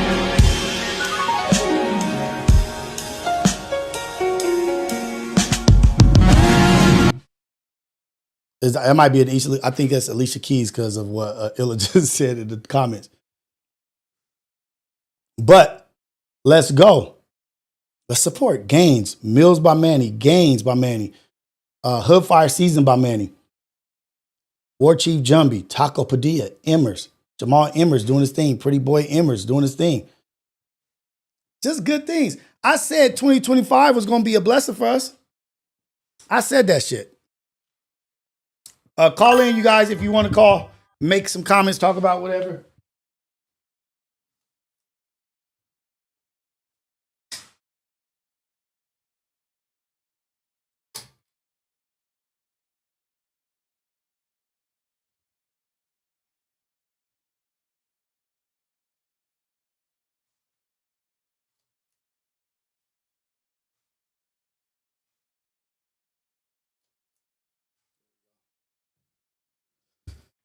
Yeah, man, call in, y'all. Let's interact. Let's talk about some shit. Let's talk. We could talk about that crazy what my prediction is of what's happening in America, what's going on. It's a distraction. How the hell, I don't know if y'all ready for this. How the hell a white man killed another white man and they start blaming black people? This is how much they can't stand us. A white man unalive another white man, and they call HBCUs and start sending threats to HBCUs. Make that make sense. How the hell, out of all the cultures, out of all the races, is black people's fault? You start calling HBCUs and sending in threats to HBCUs because of what a white man did to a white man. You said, nah, we coming after them. Wait, hold on. How you don't like us that much? You don't like us that much. But this is why I say, right now, first world problems for them. They are bored, don't have nothing to do. Too much time on their hands. They ain't had nothing to even really be mad about. They're using this opportunity to be mad. Like, oh, one unaliving from one of their own people to one of their own people. Let's go. Hold on. About to get you up in here. Where's it at? Hold on. What's going down? This is the AM Wake Up Show. Coffee with Rios, number one morning show in the whole wide world. Craig, caller, where you calling from? What's your name? Oh, yeah, man. It's Cash, man. From Cash. New Orleans, Cash in the building, baby. Cash in the building. Calling from New Orleans. The NO. What's happening? Hey, they hate us so much, cuz we wasn't even invited to the cookout, and they still blamed us when the chicken came out wrong. I said, wait, hold on. We over here minding our business. They talking about white man fight back. Against who? Against who? Yeah, that's crazy, bro. I said, for the most part, bro, half of us don't even know who Cuz is. Like, that's the thing. Like, ain't nobody even, this is really minding their business, trying to get their shit together. Like, we trying to get our shit together. And y'all throwing us in the mix. Like, God, dog. We still, strung out over the Young Thug calls, girl. Like, give us one thing at one time. Dude, give us, at least pin us to some shit that is interesting to us. Like, that ain't even our thing. Like, this fool talking at college campuses and debating. I ain't worried about the hell he talking about. But you know who is worried about what he talking about? His own people. His own people. Yeah, Nick Fuentes can't stand him. They can't stand him. The gripers, whatever they are, though they battling with each other. Yeah, he going against billionaires. They gave him money. Candace Owens said, yeah, he started changing his messaging. They didn't like that. How the hell did niggas get involved in this? How the hell did HBCUs get involved? Because they much rather go after an innocent us than a guilty them. Makes sense. That was a bar right there. They rather take out an innocent us than a guilty them. Yeah, that's a bar right there. Hell yeah, man. But look, on some good stuff, right? Good. Hey, I need you. Manny ship his meal prep. I don't know because I don't know how that will work because I don't know how long it would take to get there. I don't know. I don't know about shipping and delivery. It might be doing same day delivery. I don't know, but it might cost a little more. I know they be having a little ways they have it where you got the little pack ice and you could freeze it to get that type to keep it cool because like I said, I've been back in the kitchen lately, man. I've been finding that one of my little things that just helped me with my hand-eye coordination and stuff like that. So I've been in the kitchen. Okay. I'm definitely tap in with it and get some of that seasoning. But I just wanted to see if that meal prep would get down here too, because my appointment in October, that's right there. So I know if I'm clear, I'm hitting the gym. So I mean, if I could get the help with the meal prep, that'll even, just some pressure off myself getting back into the groove of getting back in that gym lifestyle. Hey, So, that's what's up, dude. Let's give him a call. Let's actually call that fool. Let me see. we're gonna call him. Let's get it. I already put the wrong damn number in.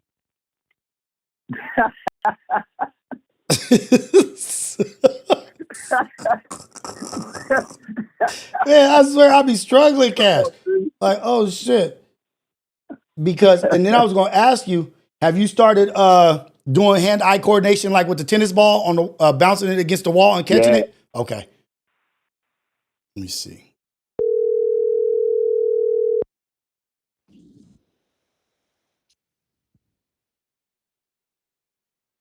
Zilla, Manny, you live right now. We had somebody that called in. I did the you there, Cash? Can you hear me? Oh, hold on. My bad. Cash, you can hear me?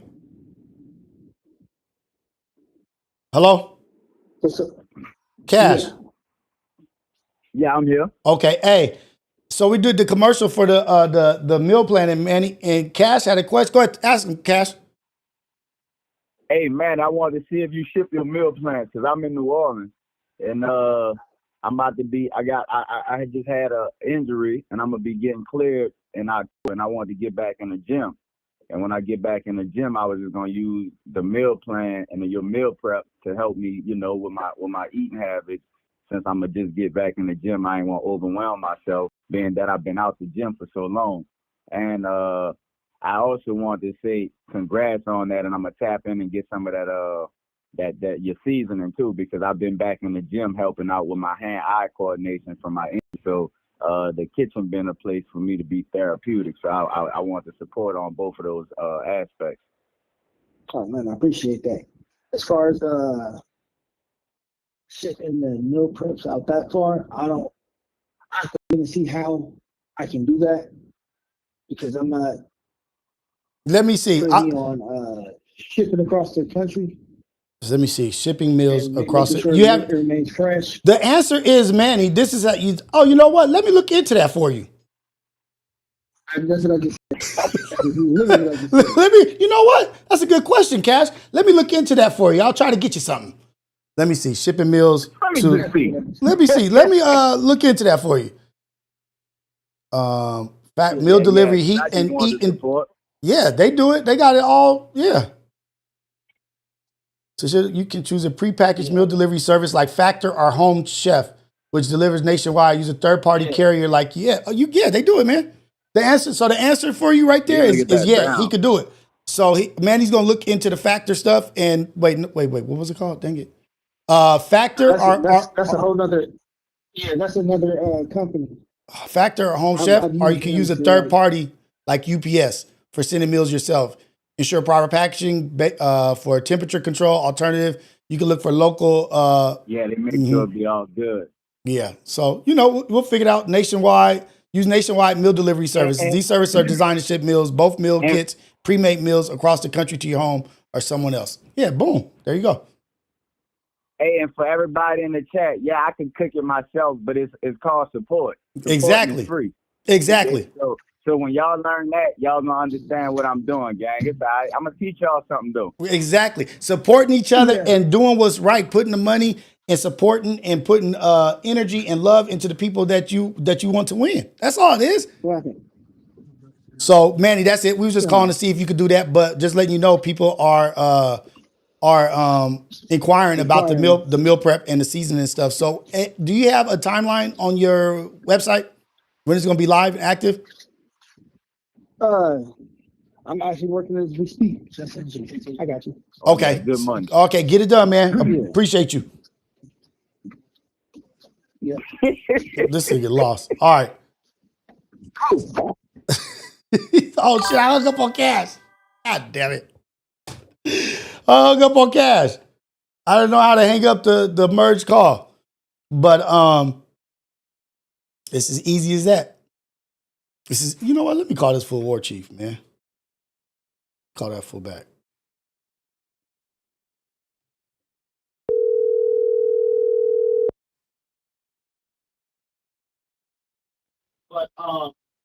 Yo. Jumbie, Yes, sir. I forgot to advocate for my brother and speak up for him, man. When we were on What line, I happened? got caught up. Manny is doing meal preps, and I want him to get some meal we preps. heard. Okay, I want to get him We some heard. meal preps to Yeah. Emmers and Taco, and to you and to whoever it is. And he's doing these Okay. also protein burritos in the morning.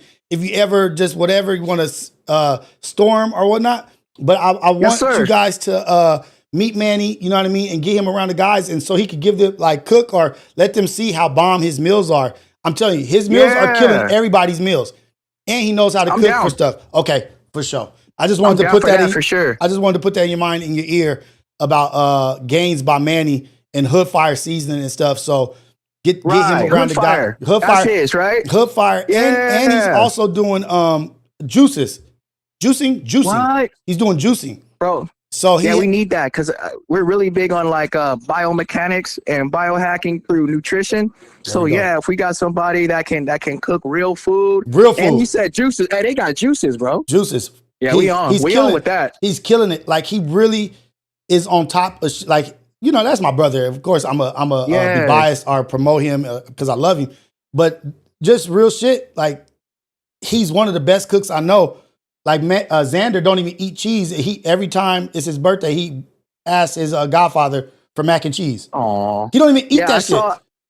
I saw his Instagram page, the Mills by Manny. I be on there watching because he be going. Dude, he ain't playing no damn games. So it just just like synchronicity.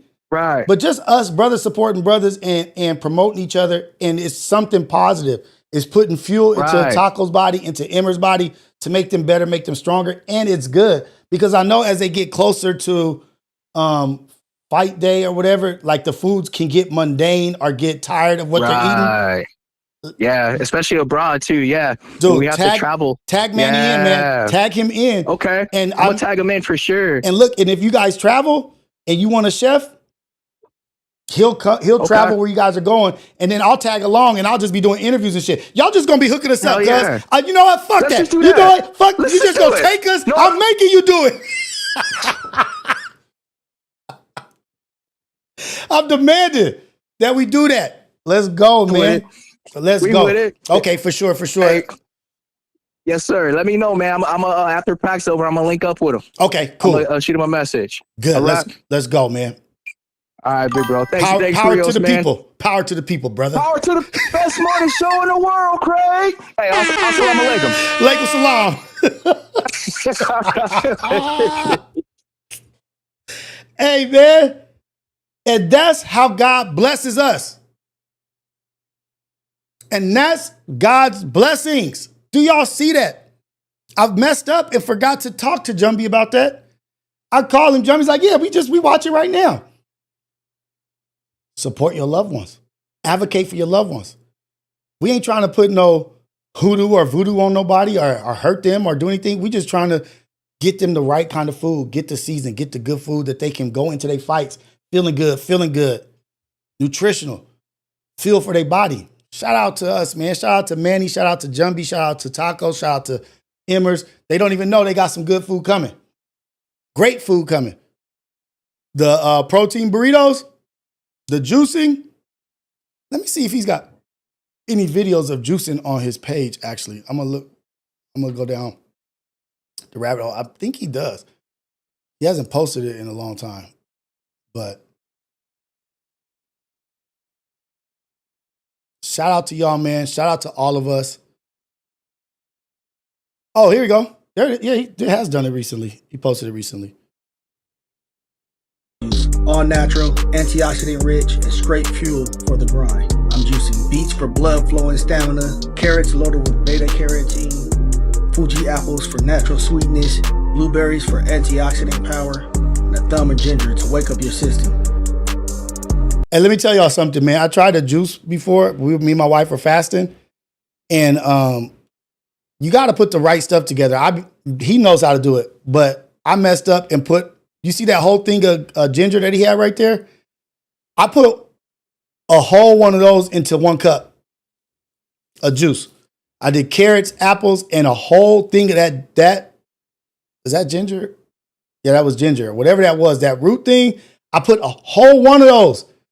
Ayana looked at me and was like, nigga, you can never juice this shit again. You're not juicing ever no more.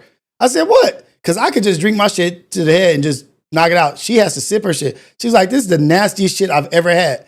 And we figured out that's what it was. I had put a whole thing of ginger. Like it was just a orange or something. I'm not a cook. I'm not like Manny. He Juice it all, chill it, and sip it before you work out. No crash, no chemicals, just clean, powerful energy. Try it and thank me later. Check out Meals by Manny's YouTube page for the full Meals video by Manny. and more cooking content. Boom. Here's my go-to pre-workout juice. Cooking content, All natural, juicing content, antioxidant-rich, workout straight content. fuel for the grind. I'm juicing beets for blood flow and stamina, carrots loaded with beta carotene, Fuji apples for Y'all know what that blood flow and stamina is really for, right? Not boxing, but the little Chris Brown dancing type motion type shit. Beats, blood flow and stamina turn you into a fire extinguisher. Let me stop. Hey, this is if you ain't following Manny on his Instagram, this is his Instagram right here. But it have you shooting like a fire extinguisher. Let me get his YouTube real quick. Let me go to his YouTube page. I'm sorry. But I just want my brothers to win. That's it. I'm like Rob. Rob told me and Fred, I said, what, dude, we want to promote you. Thank you for bringing us around, helping us do this, getting us to commentating on the fights and stuff. What can we do? He said, there's nothing you can do but win. What I pray for, what I want for y'all is y'all to win. I want y'all to win. That's the kind of person that you will go to war with. Somebody that promotes and puts you in position because they just want to genuinely see you win. And when they say they want to see you win, that means they want to see your family win. Because when I win, my family wins. I just want to see y'all win. Oh, brother, what? You ain't got to ask for nothing. I see you need something. I got you. Because I see what you're doing for me, man.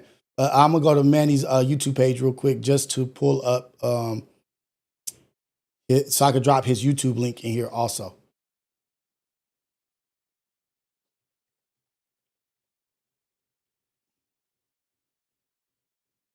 And this is just me, just because I love my brother, man. That's it. For me, on a rainy day, nothing. Ace Boy Manny, Meals by Manny. Go support him. He has 5.3 thousand subscribers, 5,360 subscribers. You guys, please go follow him and support him. That's my brother. We all in this together. We all trying to win out here. And my guy Cash called in. I'm so sorry I hung up on him. But he called in and said, man, how do I get... He's in Louisiana. He's in Louisiana. Talking about how can I support him? What can I do to support y'all, man? People talking about, nah, just make the meal yourself. He said, I can easily make the meal myself. But what this is called is supporting your brothers. Supporting your people, man. Supporting people, helping them. Yeah, I can easily get in the kitchen, but why not support my brother's business? That's all it takes. That's all it takes. And we have to advocate for ourselves, man. We have to talk up for ourselves. We could be thinking it, but if we don't start manifesting it and passing along the information, and we might get down on ourselves talking about, oh man, the people that I love, my loved ones, my family ain't supporting my business. If my family would just do it, sometimes the people close to you ain't gonna do it. Shit, if they was the biggest supporters, we'd already be rich. If our family was gonna put us into a position to be rich and having what we want, they ain't did it yet. Your support is gonna come through who God brings in your life, from your networking, from your talking. It's gonna be people that you don't know. It's gonna be people in Louisiana like Cash that support you more than anybody that you've known for years. This dude is in Louisiana talking about, nah, I got him. You gotta pull teeth to get somebody that actually loves you and knows you to support you. I gotta goddamn pull your wisdom teeth out just to get you to say you think about it. When there's a brother in New Orleans talking about, nigga, what I gotta do? What I gotta do? How do I get that out here to ship? That's what I'm talking about. That's the shit. It's the new, we just talked about that stupid Drake song talking about no Nigga, what? No, I'm meeting new people in life. God is bringing new people into my life. And I'm going to be as good for them as I can possibly be. Dude, put it out there. Talk about it. Send out those energies and vibrations of love and wanting people to win. Like Rob. I just want y'all to win. Don't worry if your people ain't supporting you. Because God is going to bring the people into your life that are going to support you. Sometimes it's right in front of your nose, but you don't see it. For the forest, you don't see the trees. We got the support. We got what we need. But am I doing my best job? Am I doing my best job to support my brother? Nope. Because I got ADHD and I be forgetting shit all the goddamn time. You guys have seen me on the AM Wake Up Show. Sometimes, some mornings where it's worse. You know what I mean? I can't stay on topic, but you guys still support me. You guys are still here with me. You know what I mean? And know that I have imperfections and I got shit that's wrong with me. I got a lot of shit wrong with me. Some mornings my shit be firing off and I can't even stay on topic. I can't even get out the chat to talk to y'all about what I want to talk about because my shit is so messed up some days. Today, I'm putting you on a serious game changer. Oh, you got an 11-minute video on this shit. Okay. Hold on. It's packed with freshly juiced blueberries, carrots, apples, and beets. A natural combo loaded with vitamins, minerals, and all the antioxidants you need to fuel your body and boost your performance the right way. Before you reach for another energy drink full of sugar and chemicals, let me show you why this all-natural juice not only gets you hyped for your workouts, not showing no. but also helps your body recover faster and stay healthier long-term. Watch me work. Let's jump into this antioxidant-rich juice that I love to make. We got beets, we got apples, we got carrots, blueberries, and ginger. Now that you guys know all the ingredients we're gonna use, now I'm gonna start chopping up my fruit, get my juicer, and then we'll start juicing. All right, so now I'm gonna break down these apples.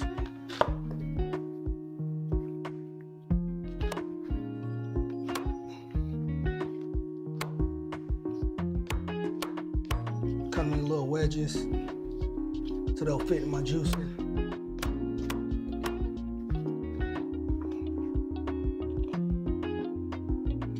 And I don't use the core because you don't want to juice that. Meals by Manny. I just had to fix the screen real quick. My bad, y'all. I wasn't talking because I'd be having to concentrate. Mine doesn't, so. Better living to all of us out there, man. Shout out to the 150 people at the Ghetto Cafe. This is the AM Wake Up Show. Coffee with Rios. The #1 morning show in the whole wide world, Craig. The whole wide world. Just ask the Ghetto Cafe. They know. They even say it's the best show in the whole wide world.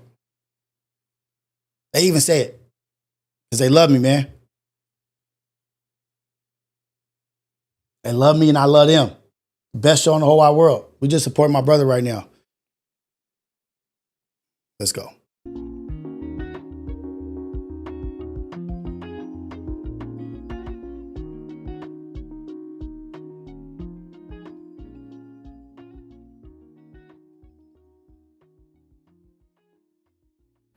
All right, got my apples done. Hey, and you guys, this is the other thing. We are not, I don't want to say we're not professional. We're trying to be professional, but we're not where we want to be or where we're supposed to be, as in like how we want to present, like Manny doing his cooking thing and doing his smoothie thing right here or his juicing. If there's things in this video or any suggestions or constructive criticism that you guys have for him, send him some stuff. Like, hey, the other food channels that I look at, the other things that I look at, they don't talk so much, or they talk more, or there's not as much music, or the music is higher. They zoom in a little bit more on what you're doing, your edit, or this and that. Because we're not going to be able to get better without you guys, the Ghetto Cafe, y'all people who love us, that want us to succeed. If you guys ain't really giving us the good constructive criticism that we need, like, hey, Manny, I fuck with you, but do this better, do this. I would like to see this a little bit more. Tell us all the time, because we're going to try to make that addition into what we're doing. You guys are very important to us. What you guys are doing and what you guys say is important to us, because if it wasn't for y'all, we wouldn't be here anyway. We wouldn't be here anyway if it wasn't for you guys. So we want to do the things that make it look visually correct, or the audio, visuals, whatever. Talk to us. Let us know. You know we're going to reply anyway. cut these ends off the carrots. Something about these ends, even after you wash them, does something to me. So I didn't even know you're supposed to cut those off. I was juicing the whole goddamn thing, man. See, I needed to, and I didn't even ask my brother. My brother is a juicer, and I didn't even ask him for advice. I just was doing stupid shit. There's no reason why my shit shouldn't have been good. Blueberries. We gonna get this juicing to Taco and Emmers, man. We're gonna have them fueled up, whooping motherfuckers' ass. Dang, got cursed. Whooping people's butts, man. Whooping feet, BTA. We got our finished product. So like, subscribe, you guys. It's my Wakanda juice. You pour me up a glass. That's my brother, man. He's in even better shape right now than he was here. I told him, man, you might as well go ahead and just go be a sex symbol cooking nigga. Dang it, said nigga. Lord, help me get my freaking vocabulary and shit together. God dog it. Oh man, it's good. Got the earthy flavors from the beet. Earthy flavors? Shut up, fool. You can taste the ginger hitting. You got the sweetness from the apple juice. Do earthy flavor mean dirt flavor? Get your energy going for the day or your workout. You try this recipe? Yeah, I did the whole apples, the whole carrots, the whole orange, with the peel on it and everything. I thought you just put the whole thing in there. But you know what? This is why these videos are here. This is why my brother's doing shit like this so that we can learn. I didn't know that. Below. Also, don't forget to subscribe, like, and comment. I'm out. Shout out to my brother, man. Really working hard, doing this thing. Really working hard. We're trying to be great for y'all, man. We're trying to do better, be better for y'all.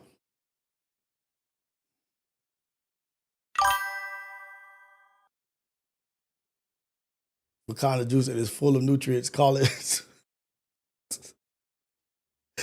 Oh, man. Y'all are fools, man. Y'all crazy as hell. But happy with what we got going on. Let me go. I'm going to be right back. Give me 1 minute. I'll be right back. I'm going to go get something real quick. Let me see what intro I want to use.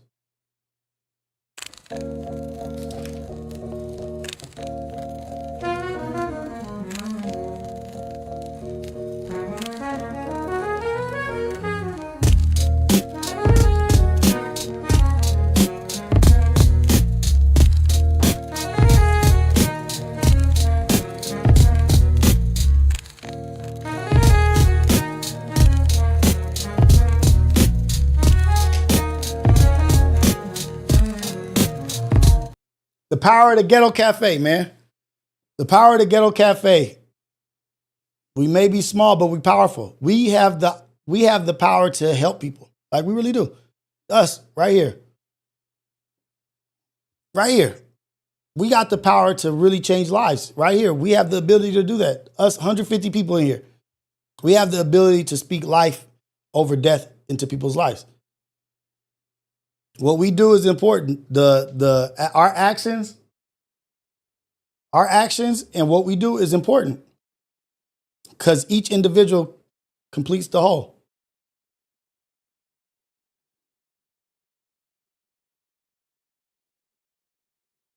Appreciate y'all, man. We ain't worried about what everybody else got going on. We ain't worried about negativity over there, over here, over there. We just trying to build what we can build. We're trying to help who we can help. Try to help our loved ones.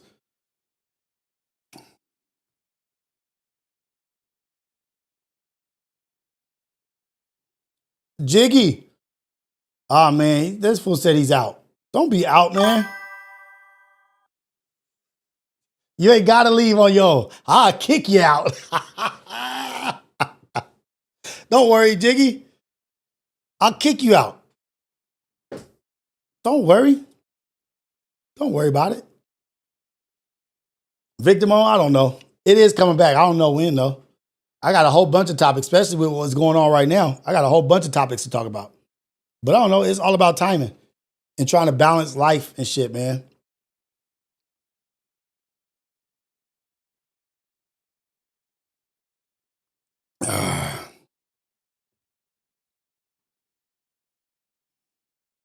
Suke. Oh, did I put the I didn't even drop that in I didn't put his YouTube page in the chat. My bad. I meant to drop his YouTube channel in the chat. Please go follow Manny, man.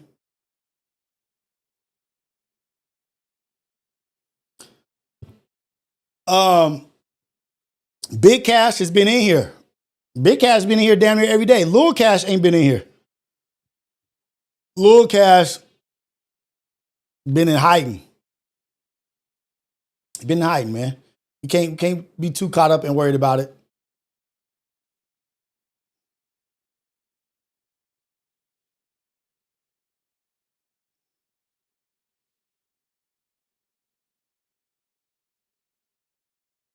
Because we got conspiracy theory stuff we could talk about. We could talk about Candace Owens and what she's claiming is going on. What do you think she meant by this? Should I do this right now? I don't know. I don't even know if I should do that. We had 2 hours. We ain't gotten to no messy stuff. Like, let's not get into no messy stuff. Let's just, the conspiracy stuff, let's save that for our files whenever that does come up. Maybe tonight. I don't want to say nothing because y'all know I be lying, be thinking I be telling the truth, but I be lying.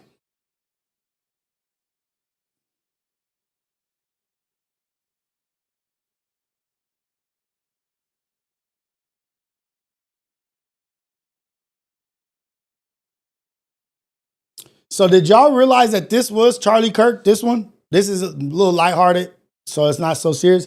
But do y'all realize, y'all people be like, I don't know who Charlie Kirk was, but if you've seen this video, this is who Charlie Kirk is.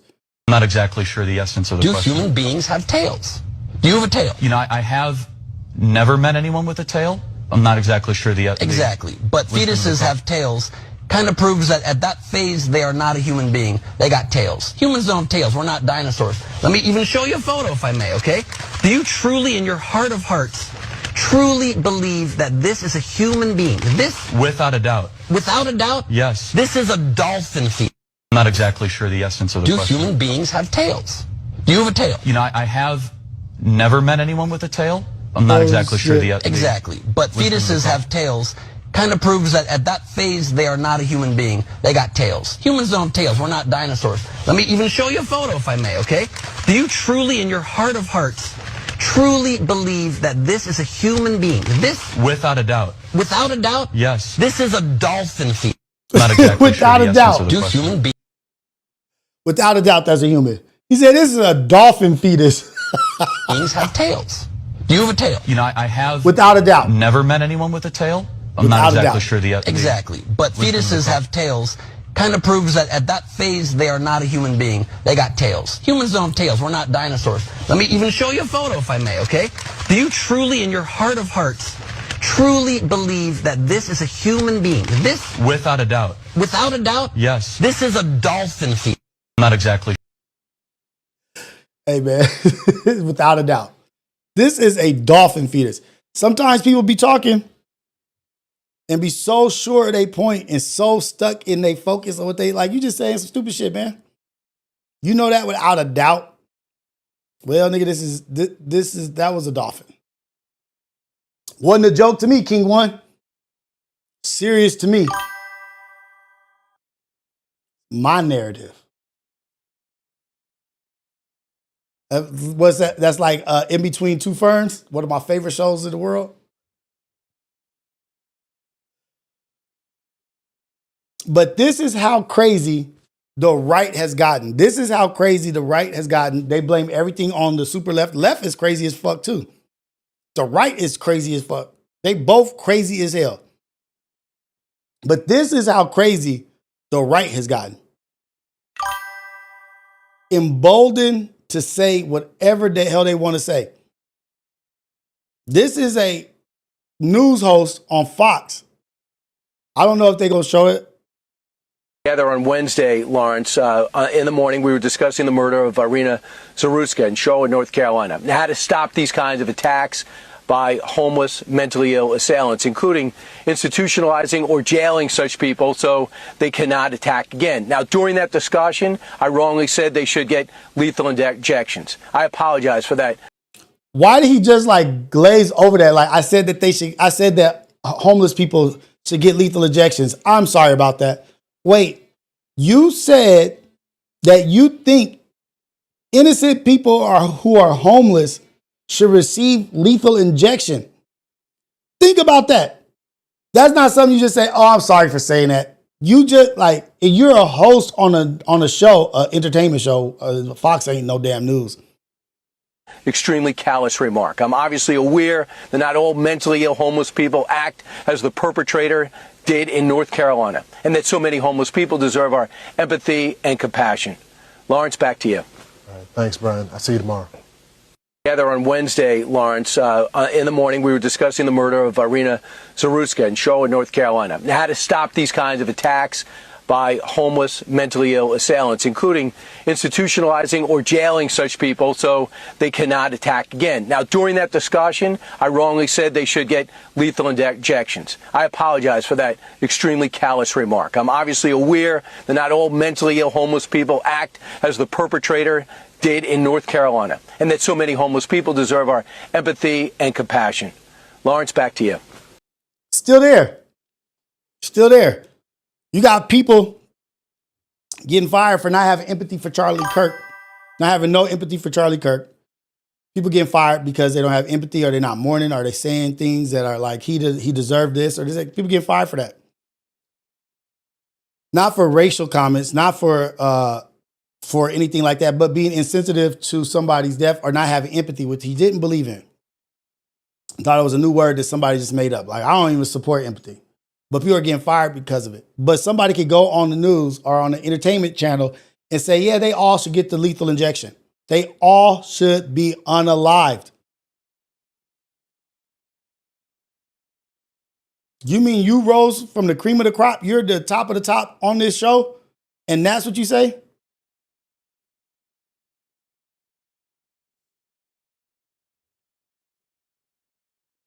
They was so on left and transgenders and this and that, and we need to just go after the Democrats and just call it a terrorist organization and just go after them and this and that, this and that. Then when they find out it's not left, it's not trans, it's not this, you know what? We need to pray for the young man who did that. When they find out it's a gun-toting Christian, evangelical, supporting MAGA, donating.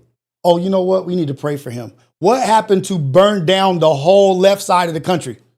What happened to burning down half of the country when you thought it was the other side?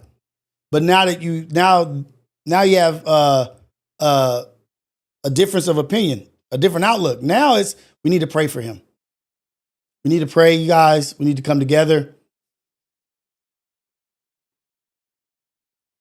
I don't have a difference of opinion. I wouldn't even have a difference of opinion if the homeless people was on your doorstep. I still wouldn't have a difference of opinion. They don't deserve no lethal injection, fool. I wouldn't have, like, who would I be to say that? I would never have that opinion.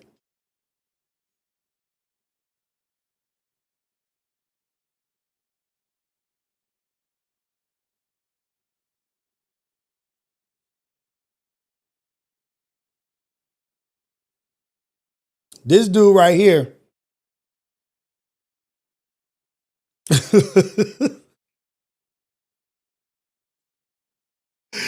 Oh, shoot. Maybe we'll end it on this, man. We'll end it here. Oh, man. I'm sorry, man. I got distracted. That shit was funny. Because there's a few good points I want to bring up. Whether it's bullies, whether it's bigots. And you know, the more I see what is happening in this state and in this country, the more I think the only minority destroying America is the billionaires. We talked about this last week. Trans people are 1% of the population. Muslims are 1% of the population. Undocumented people, 1% of the population. We are focused on the wrong 1%. Trans people aren't taking away our health care. Muslims. But I'll go even further. I'll say that on both sides. Focused on the wrong thing. Both sides. Muslims aren't defunding our schools. Immigrants aren't cutting taxes for themselves and their rich friends. It's the billionaires and their puppet politicians. The culture wars are a smokescreen. So many of the divisions in the state and in this country are manufactured by billionaires who want us fighting each other instead of fighting them. They want us looking left and right at our neighbors instead of looking up at them. The biggest divide in our politics is not left versus right, it's top versus bottom. The people at the top, the Elon Musks, the Rupert Murdochs of the world, they work so hard to keep us angry and divided because our unity is a threat to their wealth and power. So their social media algorithms and their cable news networks. This is the truth. I don't care who you are, what you believe, liberal, conservative, whatever you are, you can't deny this fact that the ones at the top are pulling the wool over your eyes and making a fool of all of us. They tear us apart. They divide us by race, by gender, by culture, by religion. They divide us on a regular basis. It's the oldest strategy in the world. Divide and conquer. They want us to be afraid. Sizzle Show. Be an ally of the human race. You don't even got to specify LBGTQ, whatever. You don't. If you're just a good human, it wouldn't matter what somebody was. You would have care for that person. You would love that person no matter what. A human race. Just have love for the human race. Of immigrant moms and gay kids so that we don't realize that they are abolishing the Department of Education, gutting our health care, and cutting taxes for their donors. They want to keep us from seeing all that we have in common. They want to keep us from realizing that there is far more that unites us than divides us. Because once we do, we will come together across race, across gender, across culture, across religion to take power back for ourselves and our communities. That's what they are afraid of. Shit. If that ain't the truth, I don't know what is. What is Nepal, India, whatever? They just took over. They done kicked their government out and voted a new person in on Discord. They voted a lady in to run shit through Discord. They got rid of their government, ran them out because they was giving themselves too much money, and then they took away social media or some shit. Something going on. I don't know nothing major. But I know they voted somebody in. The people voted somebody in through Discord. Can't do that here because, of course, we got cuckoo magoos all around that would never let that happen. But it's something to pay attention to.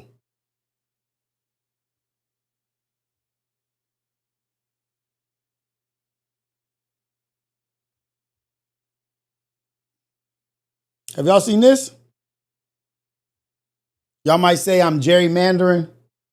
But this is just to say how they always concentrate on black versus black crime, black on black crime. This and that.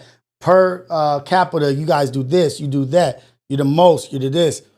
Well, shit, if we're following the history, the person who committed the most crimes ended up taking over. So are we on a good path? Like, oh, violence is not good. Only when y'all are violent. This is crazy. But we all know this. Trends show that white men who are just 9% of the population of the earth have committed 85% of the worst atrocities against humanity and have been the most murderous and genocidal demographic per capita throughout the history of the world. Craig?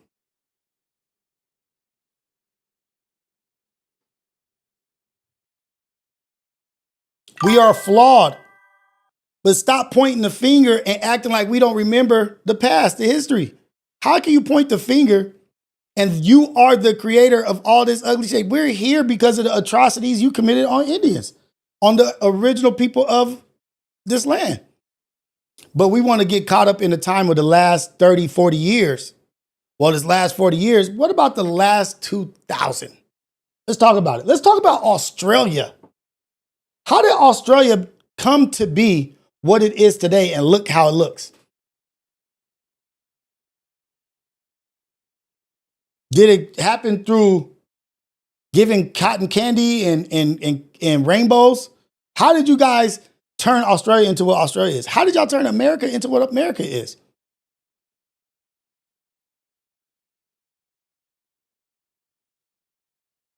Crusades wasn't done by us. But they want to focus now. They want to put the blinders on and focus on us so bad, so much so that when a white man analyzes another white man on TV, they blame black people. You can't make this shit up. They have the answer right in front of their face that it's me, it's us, it's them. They can say it's us. But you know what? Let's get one of their innocents. Taking down one of their innocents is better than taking down one of our guilties. That's almost like the shit where what was his name? Pilate Pontius offered up Jesus or a graper, murderer. What was his name? Barnabas. Say, oh, you know what? Let's go. I'll give you guys Barnabas or whatever his name is. Graper, horrible person, murderer. And they said, no, we don't want the guilty. Give us that dude right there. We'll take him. Even as he offered up the most vile person. They'll take the innocent us over the guilty them any day. Those in control. It's just a thing, man. It's reality. They will take an innocent us versus a guilty them any day of the week.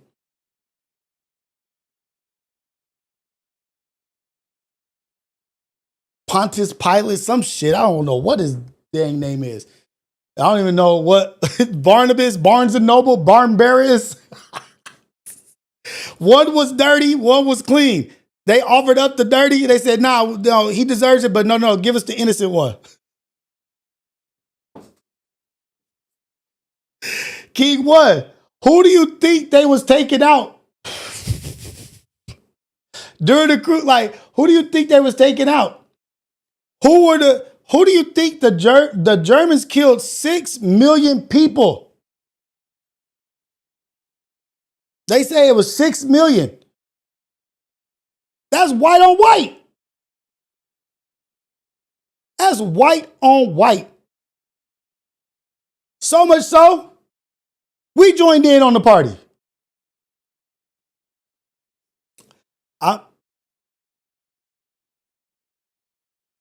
Rios, you're ignoring me on purpose. Why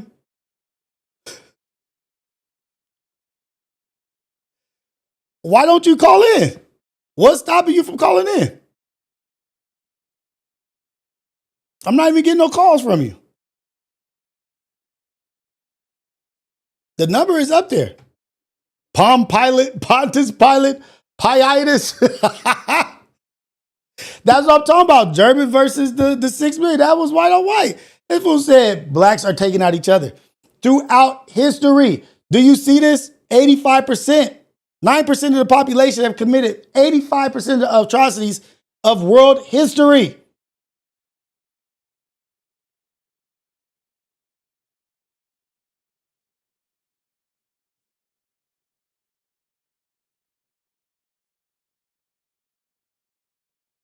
Originated in Europe, came out of there with vengeance and violence on their mind.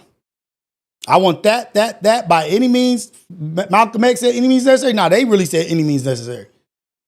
Stop focusing just so, like they try to get us distracted, but call out the real numbers. Look at the whole picture. Look at the whole program. And you the ones that get to call it right or wrong? Y'all the ones that get to call the unalivings legal or illegal? What is happening right now? Never mind. War crimes are happening right now on the daily. White people. White people. In the Middle East. Right now. Atrocities happening right now. Every country voted against it. Only 2 countries said they were for it. United States and Israel.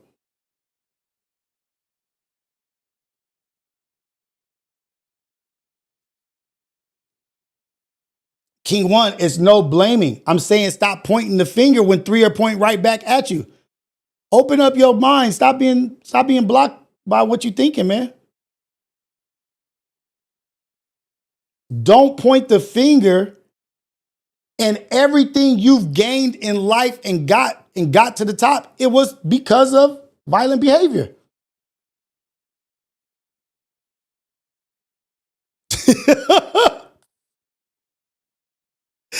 They created a third gender, then labeled themselves the minority.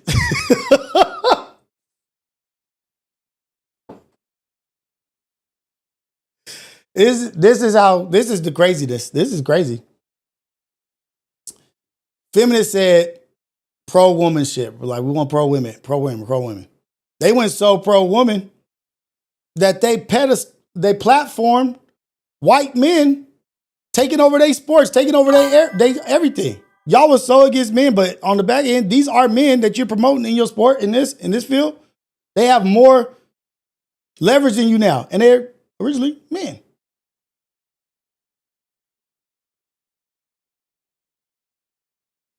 Ain't nobody's mind enslaved. We built it. You're enslaved. So now look at King One. This is the greatest trick they ever played. Hey, man, that it got changed around your mind because you talk about what happened. If you don't remember history, it will repeat itself. Dum-dum. History will repeat itself when you erase it. It repeats itself.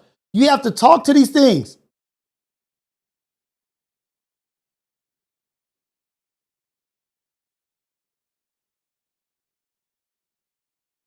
History repeats itself.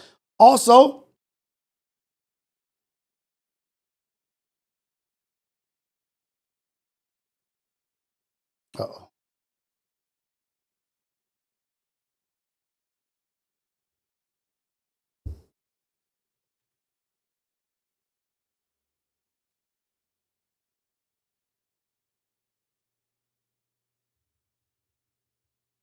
we in where we at? Where are we going? Venezuela. We got troops in Puerto Rico going into threatening war with Venezuela over drugs. Venezuela is right next to what? Colombia. But they're going from the bottom. I'm going to show y'all the map. I'm going to bring up the map and tell you what I think is happening. Because I told you what I think is happening with Elon. I already shared that with y'all.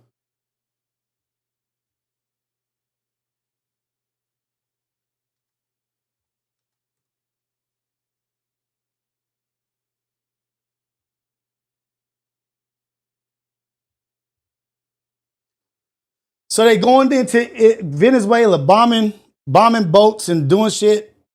But what I want you guys to know is don't just listen. Don't just pay attention to the surface of it. Oh, for drugs. They're going into Venezuela for drugs, for the cartels. All right. If that's what y'all want to believe, y'all want to believe what they tell you, that means you are foolish. That means you like King One. You focused on the wrong thing. Talking about now your mind is enslaved because we talking about history and facts. Because we're talking about facts of what's happened as you're trying to blame us for all the wrongdoings in the world. So you want me to take the blame for what you did and what you did in the past, and this is what you built. But it's my fault. Okay, let's take it. You going into Venezuela for drugs. Do you know what else Venezuela is? And nobody's talking about it. They are rich in oil, possessing the largest proven oil reserves in the world. Did y'all know that?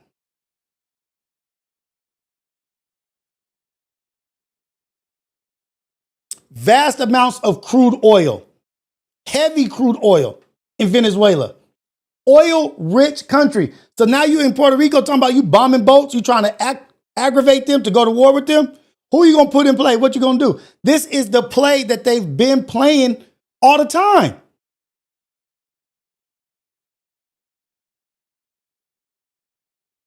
Oh, they have a bad economy. We need to get in there and take care of the economy. There's a drug problem. There's a drug problem over there. No. There's an oil problem over there. They got it and we don't.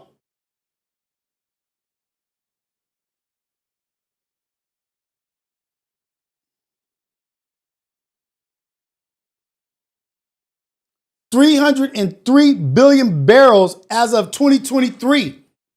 303 billion barrels.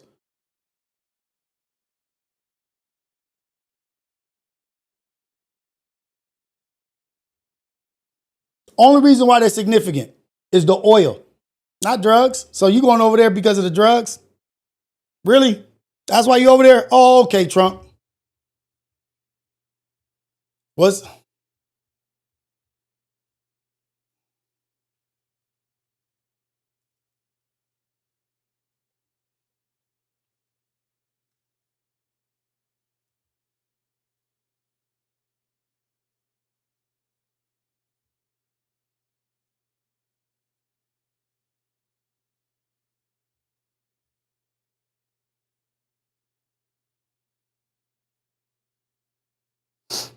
right next to Colombia? Sorry, I ain't been reading the chat. But let's bring this map up, man.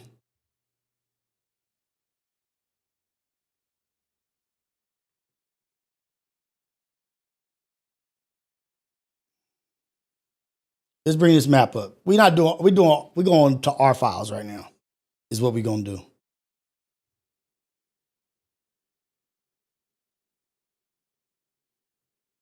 Venezuela, right here. You can't see my mouse. Venezuela right here. Puerto Rico right here. Got troops in Puerto Rico. That's the only reason why they in Puerto Rico. Cuba fought off. Cuba held their own. They still there. Puerto Rico, we didn't hold our own.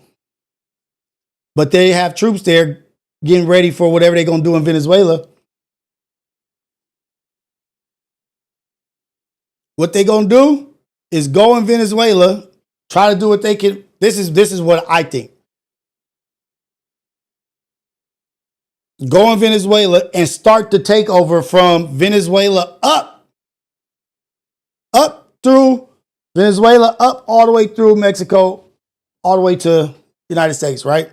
They're going to start here. They're going to close that shit out because they want Central America. They want to go up through Mexico, right? They've already started a war and just bashing, talking bad about Mexico or whatever. But we've already been talking about Greenland. Trump wants Greenland. He wants Greenland. He's already talked about trying to get Greenland, right? Like making Greenland a part of America. Also talked about getting Canada. He wants Canada too. This fool's trying to go from Venezuela up all the way to Greenland.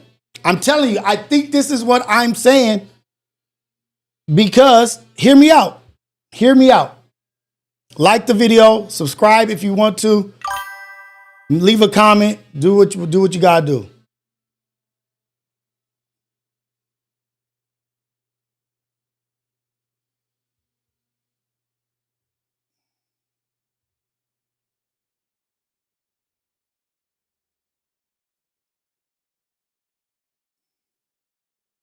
Do you guys know about the Technate of America? Technate of America. Let me look it up for y'all. Technate, is it a T-E-C-H? T-E-C-H. Or it's a K.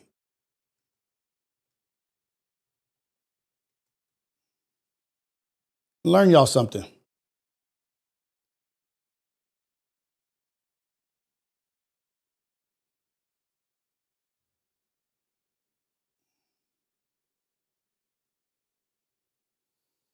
The Technate of America is a theoretical super state proposed by the 1930s technocracy movement led by engineer Howard Scott. The movement is to mostly defunct, but the concept has recently resurfaced in public discourse, partly due to the influence of tech figures like Elon Musk, whose grandfather was a prominent member of the movement.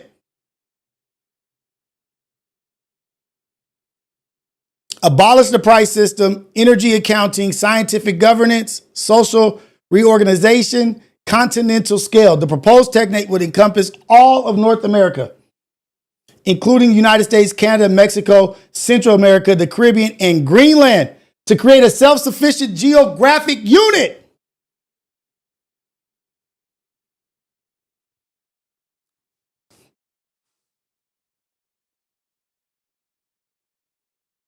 Who is the richest man in the world?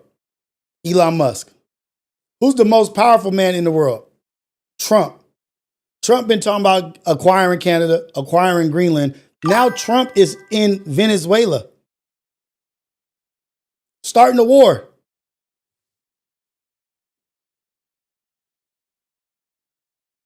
Starting a war. Trying to incite war.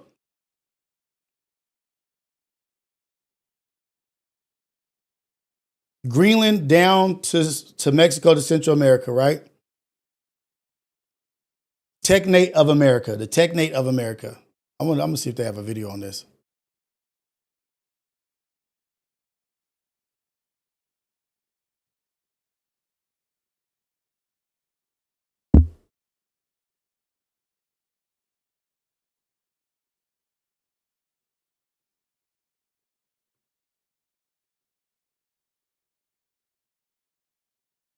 Let's see this video. Real quick. The early American 20th century saw the rise of a movement that stood apart from others of the time, and brought with it an optimism for peaceful improvement which was absent among other radical ideologies. This ideology was known as technocracy. The fundamental core of technocracy, as could be derived from its name, techno meaning skill, ocracy meaning rule or government, is the rule of a national unit known as a technate by the most skilled and educated of society in place of elected politicians. Specifically, the ideology sought to epitomize the role of scientists and engineers to run the various functions of a technate as though it were a mechanical body. Technates were in essence superstates, as core to the ideology was the elimination of roles for politicians and racketeers, people who... I didn't make this shit up, but Trump has been talking about Canada and Greenland, and then him going into Venezuela, starting this shit with the drug cartels in Venezuela out of the blue. Like Greenland to Venezuela. Oh, this fool is trying to come from the bottom up. Could be easily corrupted or bought by special interest groups. This was to be achieved by simplifying communication, production, and distribution to be handled by a special elite. What that amounts to is a necessity for self-sufficiency. Every technate was meant to be self-sustaining and capable of removing itself from the international scene. This was like... Look at what's in dark. Look at what's in black. Look what's in black. I was just making like... I was just throwing a conspiracy out there. Just throwing some shit out there. Look at what's black. Venezuela is in black right there. The richest oil in the world, biggest oil reserve in the world. Look at it. This is the Technate of North America boundary. Look. Likely inspired by the fact the U.S. had to that point remained a highly isolationist nation. However, on the matter, the U.S. alone would not suffice to form a self-sufficient unit, and the proposition was for the North American technate to expand from Greenland to Panama. This would maximize industry, agriculture, resource availability, and domestic shipping to theoretically provide for all those within the technate. The North American technate was also just one of several the technocracy movement considered had the ideology ever reached beyond the U.S. A greater East Asian technate, a Indo-Persian technate, a European technate, South African technate, and South American technate were all considered ideal in their balance of population, industrialization, infrastructure, and resources to form self-sustaining units. The heart of each technate was to be what is known as a megalopolis, a vast stretch of metropolitan urban land, where in a technocracy, intellectuals and workers could congregate, produce power for the rest of the technate, and operate all the necessary life functions of the national machine. For North America, this was to be the Northeast Megalopolis, a region encompassing New York City, Washington, D.C., Boston, as well as entire states.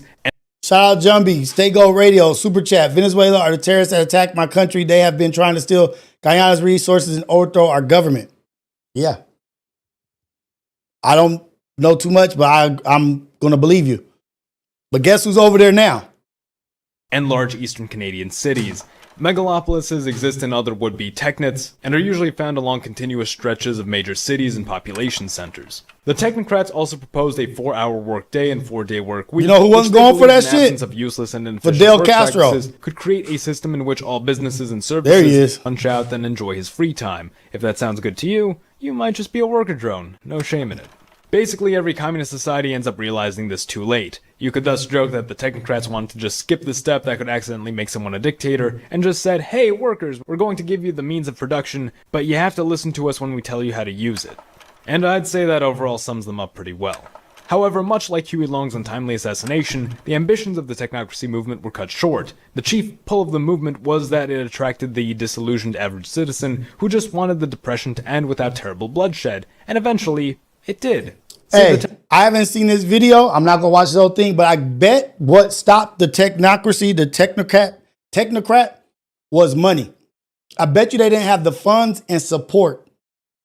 I bet you what stopped them was the funds and the support, and not having the outright support of a crazy president that's willing to do whatever he wants to do to get his shit across, to get whatever he wants to get off, to get off. I bet you it died because I haven't looked at this video. I'm not gonna look at the whole thing, but I'm just guessing, making an assumption here that they didn't have the money and they didn't have the world power, first world power that was supporting what it is behind closed doors. Now you have a dude that is outright just like fear mongering, taking control of shit. They got the money now because Elon Musk got all that goddamn money. Richest man in the world. Let's see what Elon's grandfather.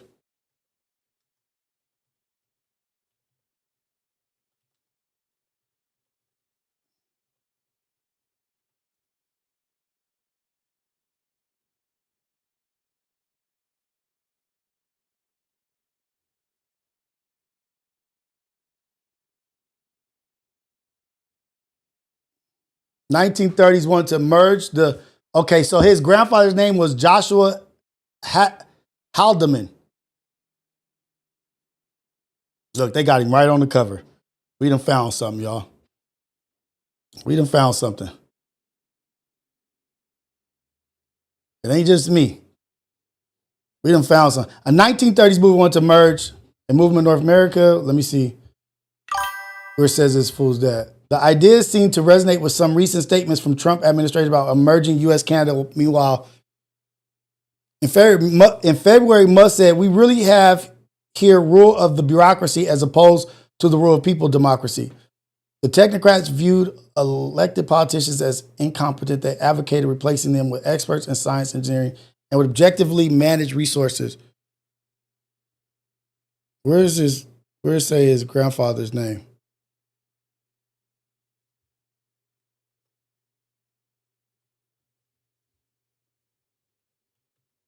There it is. So technocracy reborn, but we are seeing a rebirth of some of these kind of ideas. Musk has a familial connection with the movement, so it's likely to be aware of it. His maternal grandfather, Joshua N. Haldeman, was a notable figure in the technocracy movement in Canada during the 1930s and 40s.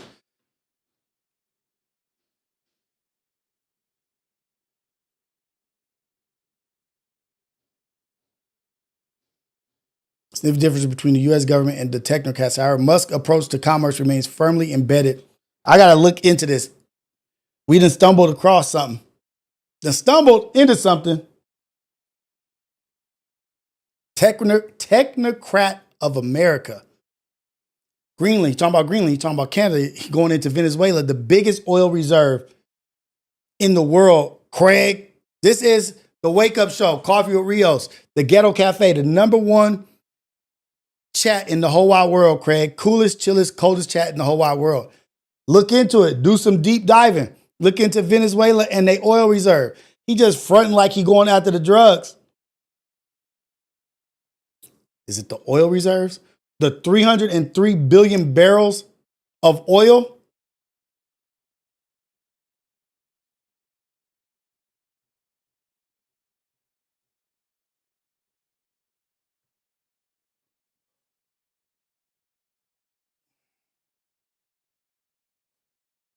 Damn, y'all. What are we? Pay attention. They always try to do some distraction type shit. We might be seeing something happening before everybody's talking about it. Or they may have been talking about it, we just ain't been paying attention. Clearly, this is from... Oh, shit. Look at this.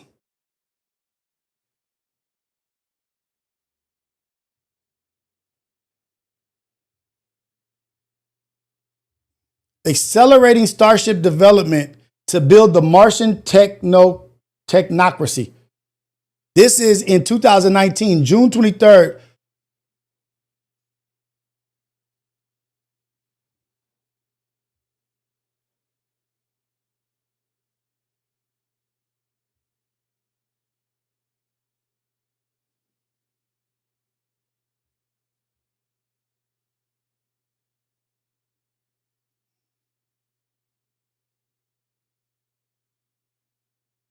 Make the Mars technocracy real.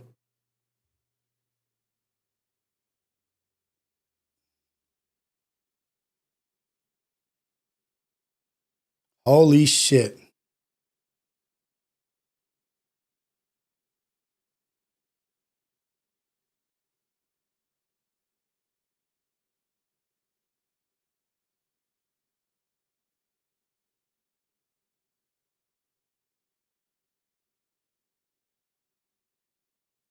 Damn, no ocracy?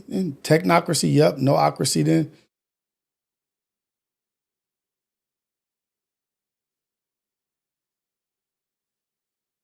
Oh, man. I was talking about the Mars shit. Make Mars technocracy real. This fool is his son, his grandfather's grandson. For real. Anarcho-syndicalism, FTW, that's a Monty Python reference. I'm gonna look that up right now. Elon, accelerating Starship development to build the Martian technocracy. His father was trying to do technocracy in North America.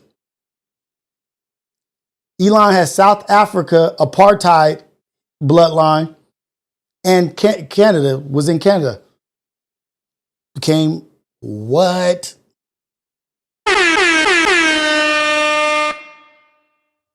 I might be tripping. I don't know, man. Anarcho-syndicalism. That was from Monty Python. Let's look that up.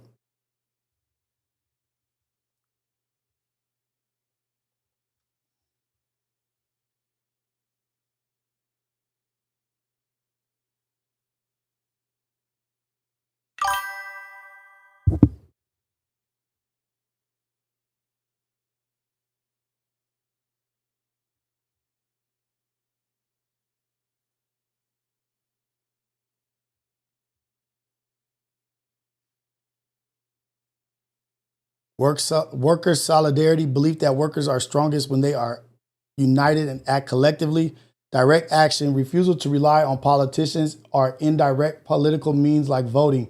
Instead, advocating for action directly controlled by workers. Tactics include strikes, sabotage, and boycotts. Worker self-management, the belief emerging from the anti-authoritarian wing of the first international anarcho-syndicalism became a dominant force in labor movements in parts of Europe, Latin America. Key groups included France, General Confederation of Labor, and the Industrial Workers of the World in English-speaking countries. Oh, man. So anarcho-syndicalism went into a long decline after being suppressed by fascist and communist regimes and marginalized by the Cold War politics.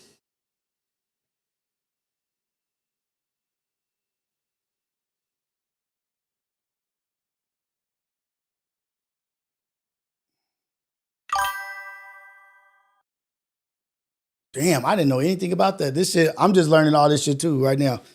So it's a political ideology that combines anarchism with syndicalism, advocating for the abolition of capitalism and the state through revolutionary labor unions. The movement's primary focus is on worker self-management, direct action, and solidarity to replace the current system with libertarian communist society.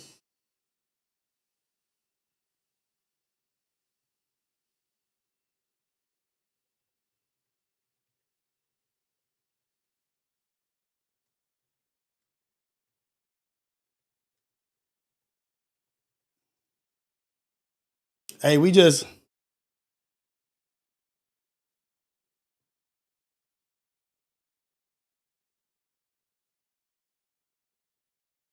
A libertarian communist. Oh, shit. Libertarian communist society is a theoretical stateless, classless society where the means of production are commonly owned and resources are distributed according to need, based on the philosophy of anarchism. It rejects all forms of involuntary hierarchy and authority, including the state and capitalism. The ideology combines the ultimate goal of communism with the anti-authoritarian principles of libertarianism. Abolition of the state.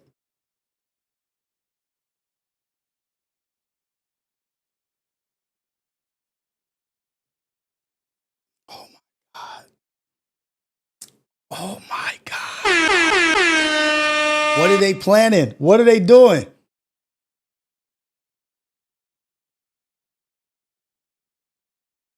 New, dare I say it?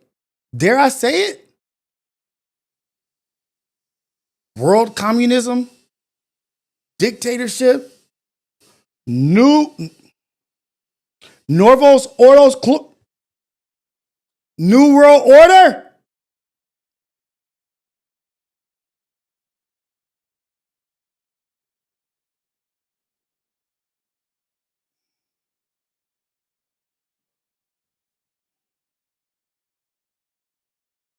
Holy shit, you guys. Whatever we just looked up, because I'm not going to remember it because my shit is so Technate of America. Anarchist syndicalism. Elon's grandfather in charge of not in charge of, was a part of the Technate technocracy, was a big part of it. Trump talking about Greenland, Canada, going into Venezuela where all the oil is. No news is talking about the oil reserves in Venezuela, or maybe we're not watching the right news. Nobody's talking about that.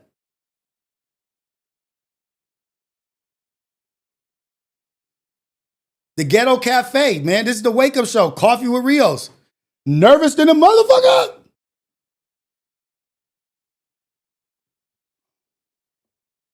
Technocrate of America.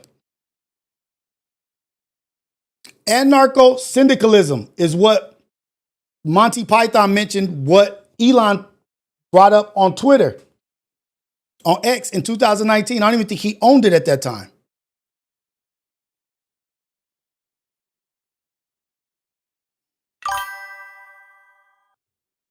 Accelerating Starship development to build the Martian technocracy. I'm going to struggle with that word forever. Technocracy. Elon, 2019, make the Mars technocracy real.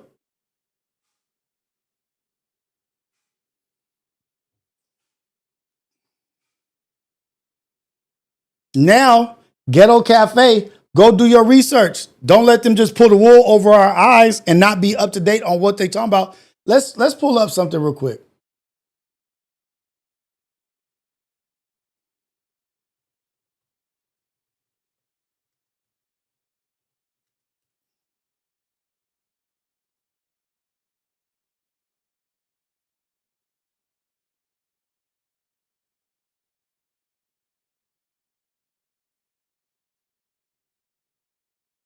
Canada be the 51st state. The Canadian citizens that happened would get a very big tax cut, tremendous tax cut, because they're very highly taxed. I want y'all to know that I love my life and I love myself. I would never do anything to myself, to anything. Because we talking about some shit now.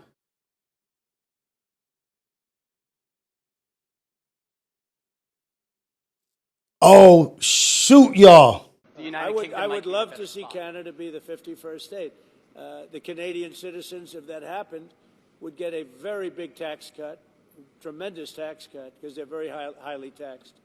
You wouldn't have to worry about military. You wouldn't have to worry about many of the things. You'd have better health coverage. You'd have much better health coverage. So I think the people of Canada would like it, if it's explained. The United Kingdom I would love to.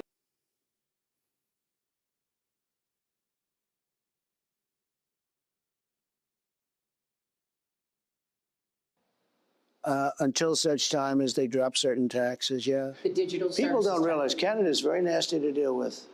They've charged our farmers up to 400%, almost 400% on certain products and certain, things. Our farmers want to send in, they have to pay. Venezuela are the terrorists that attack my country. They have been trying to steal Guyana's resources and overthrow our government. Greenheart Guyana.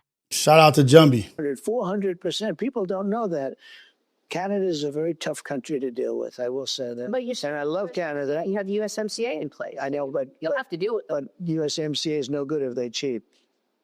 What does that mean? Well, there's been things going on that we don't like, and things going on where they took advantage. And hopefully, we'll be fine with Canada. I love Canada. It don't matter what the people want.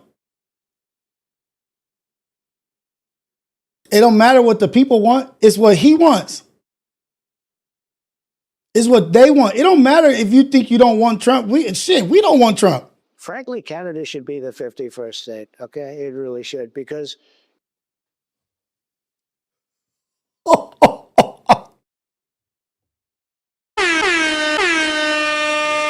this is not brand new news about him saying the 51st states, but just in the dialogue and context of what we're talking about, shit is getting very, very, very. Canada, frankly, Canada should be the 51st state. Okay, it really should, because Canada relies entirely on the United States. We don't rely on Canada, actually. You said you're stopping all When was trade this? discussions with Canada? Until such time as they drop certain taxes, yeah. The digital.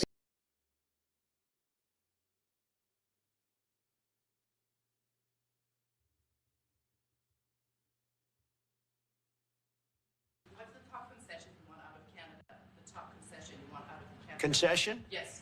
Friendship. But that's not a concession. No, we're going to be friends with Canada. I just want to be friends with Canada. Anything, we're going to be friends with Canada. Look, keep your friends close, but keep your enemies closer. Canada is a very special place to me. I know so many people that live in Canada. My parents had relatives that lived in Canada, my mother in particular. And I love Canada. I have a lot of respect for the Canadians. Wayne Gretzky. I mean, how good, the great one. Wayne Gretzky. You happen to have Alex, I'm not taking calls right now. I'll take calls in a little bit. On the Capitals, who I have a lot of respect. He is a big, tough cookie, too. He just broke the record. And he's a great guy. What we doing over here, Ghetto Cafe? People don't realize.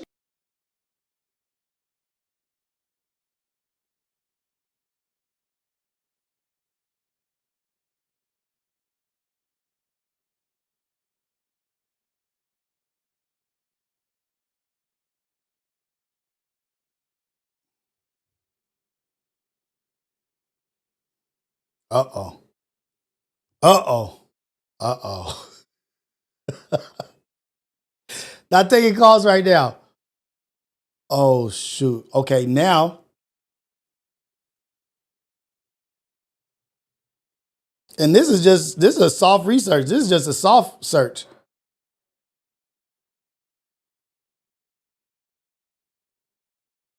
This is just a soft search.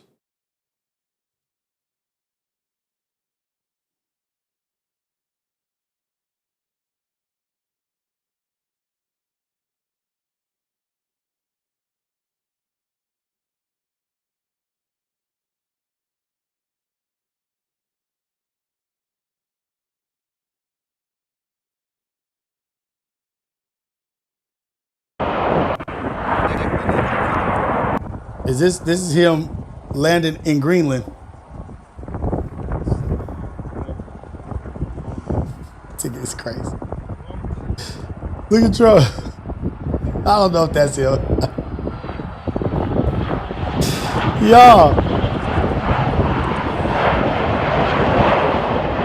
Y'all caught up in these distractions.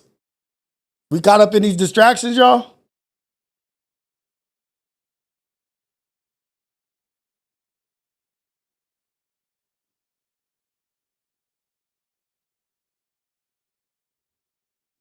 I'm trying to get a video. Because Canada and the United States, that would really be something. You get rid of that artificially drawn line, and you take a look at what that looks like, and it would also be much better for national security. Don't forget, we basically protect Canada. The United States and Canada may become one, simplifying border controls. Or Canada might keep its hydropower, causing energy problem in the US. Now, we all know that Trump wants to take... So I should stop, huh? I should stop this shit.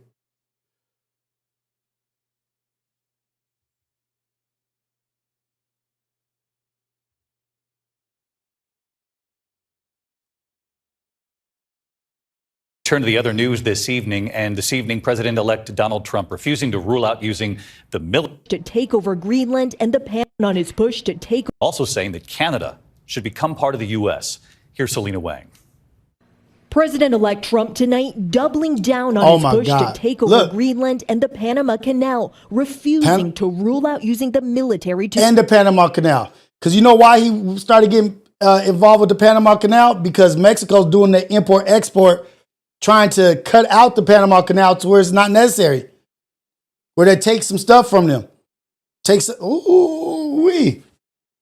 To do it. Can you assure the world that as you try to get control of these areas, you are not going to use military or economic coercion? No, wow. I can't assure you Look at this. Either of those two. But I can say this, we need them for economic security. The Panama... We went down. Canal was built for our military. I'm not going to commit to that now. It might be that you'll have to do something. I'm not going to commit to not using military force to take over the Panama Canal. Venezuela, Colombia, Panama. What? Look, the Panama Canal is vital to our country. Trump also saying he would use, quote, economic force to pressure Canada to join the United States, and announced he will soon rename the Gulf of Mexico. The Gulf of America, what a beautiful name. And the Gulf of America, change the Gulf of Mexico to the Gulf of America. He's slowly doing this shit, y'all, right in front of our eyes.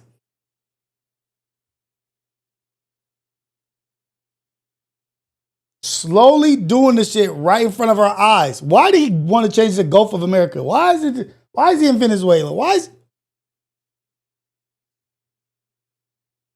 It's appropriate. It's appropriate. In the wide-ranging press conference, I asked Trump about his vow to pardon the January 6th rioters. More than 140 police officers were injured by rioters on January 6th. Will you pardon anyone who attacked a police officer? Well, you know, the only one that was killed was a beautiful... Ashley Babbitt was shot by Capitol Police, found on several rioters. Demands to take is not for sale and... Oh, here we go. Take over the Panama Canal, Greenland, and Canada. Tonight, the Prime Minister of... including assaulting police officers. Let's see. And David, back to the president-elect's demands to take over the Panama Canal, Greenland, and Canada. Tonight, the Prime Minister of Denmark, which owns Greenland, is declaring Greenland is not for sale and will not be in the future either. And Canada's Justin Trudeau is saying there isn't a snowball's chance in hell that Canada would become part of the United States. Woo! Oh, shoot. Shuck it, duck it, quack, quack. Right here in front of our eyes, man. Right in front of our eyes. We done discovered something. We done ran across something. We didn't discover. We're not like Christopher Columbus. We didn't discover America. It's already been there. I can't take credit for it. But we done stumbled across some shit.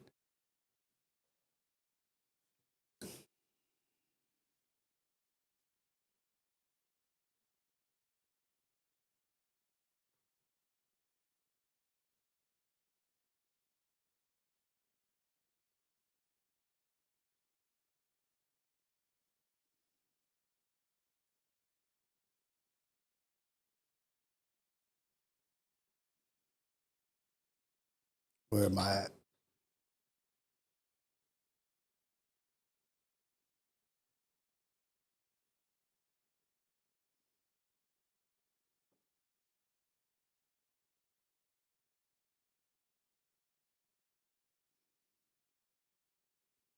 Y'all.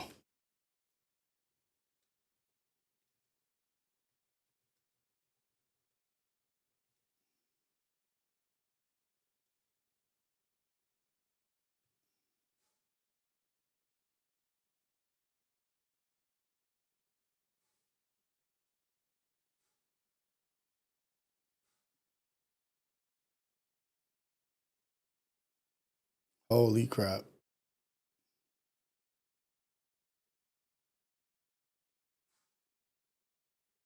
Hey, it's a whole bunch of research we got to do. Like, it's a whole bunch of videos. I don't want to just be pulling videos up.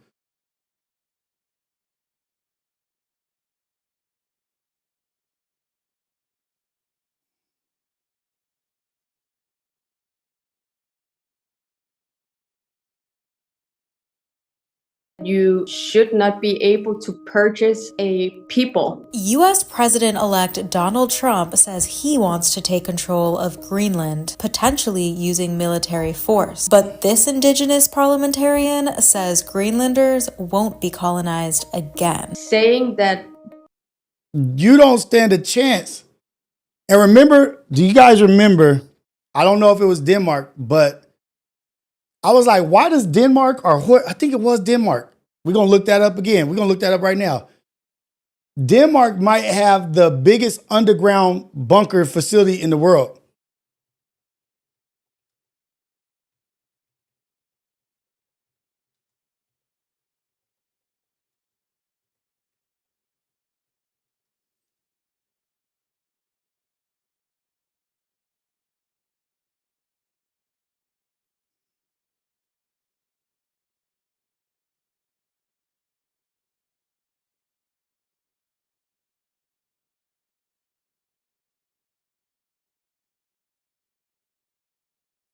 Oh my God.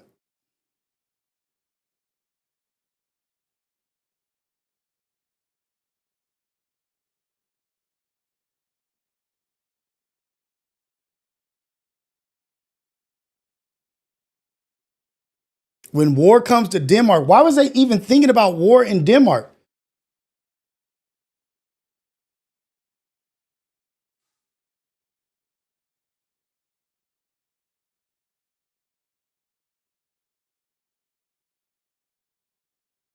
Oh man, hold on.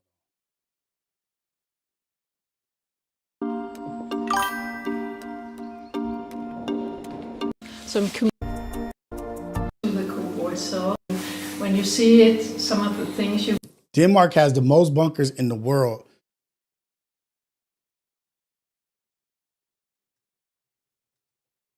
Used for recreation right now. They're using it for recreation. I don't know, was it Denmark?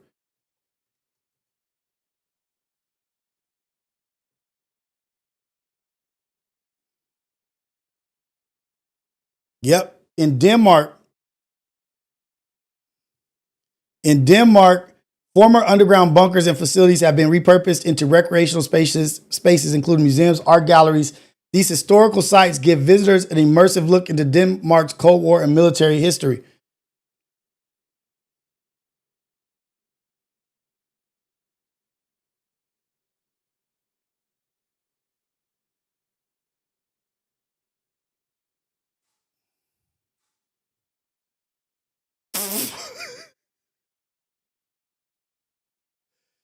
German occupation forces built 75 in Denmark. Oh my God. During World War II, the German occupation forces built 7,500 bunkers in Denmark. These bunkers were the largest construction project in Danish history, and to this day, they remain a visible reminder of the occupation.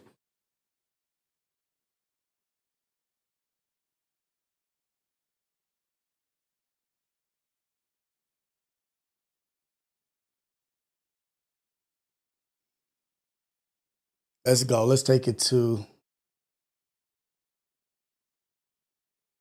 YouTube. Hold on.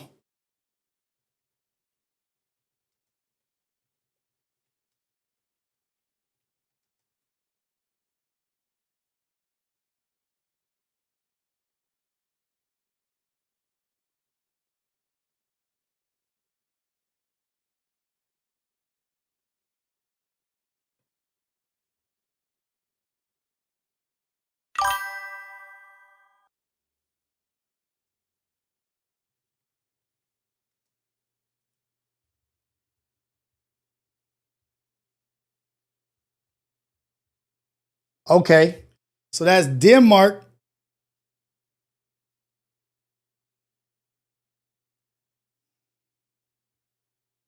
Finland. Oh my God, y'all. I want to find a shorter video. Finland has 54,000 nuclear bunkers. And who has?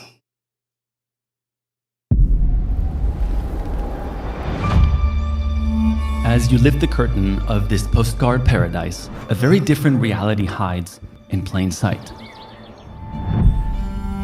Bunkers everywhere. Like everywhere. In almost every house, in every mountain, but nowhere anyone can actually see. This is the most prepared country for an apocalypse with more bunker space than they have actual inhabitants. But why? And what are they preparing for? Well, we're not quite sure. I was not expecting us to walk into fully operational war room. I mean, like, these vehicles all still function. That tank back there still functions. This is way crazier than I thought it was going to be.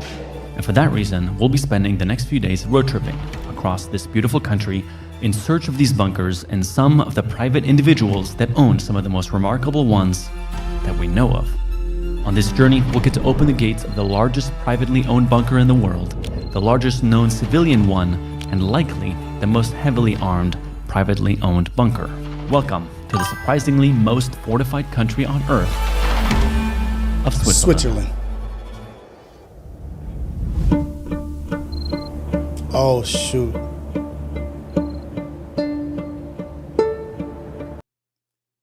Hey, this might be a deep dive for our files, man. This is just too much. This is too much. Let's bring up, hold on.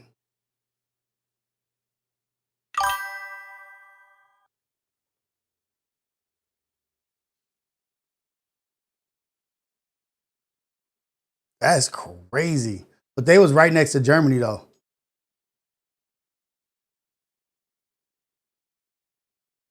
Oh, man. Let's go. They have, and I've seen the bunkers over there. Crazy bunkers, but they was right next to Germany. They probably thought Germany was about to get bombed. And they was like, man, we got to make sure we're not in this shit, but we got to make sure we good. Damn, that's crazy. But back to Greenland. Back to Greenland. Oh, shit. You are allowed to buy our land is the same as saying that you want to buy a people. That is something we used to see before the Second World War, where it was common to colonize all over the world and even have slaves. It is our country, the Inuit population, our voices that should be heard. On January 7th, incoming US President Donald Trump repeated his desires to take control of Greenland for what he claims are national security purposes.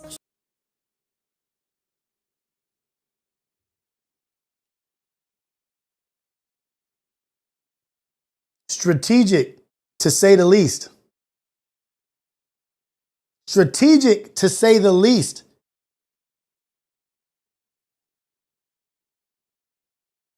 He said he wouldn't rule out invading the... And remember, all the Antarctica contracts is coming up, like they're about to come up, I think in 15 years or whatever, where you could just land grab in Antarctica. China's already preparing with technology and shit.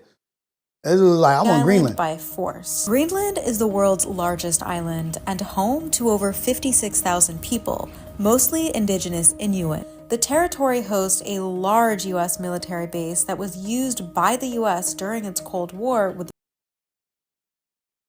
Anytime they got, I didn't even have it on for y'all. Anytime that they have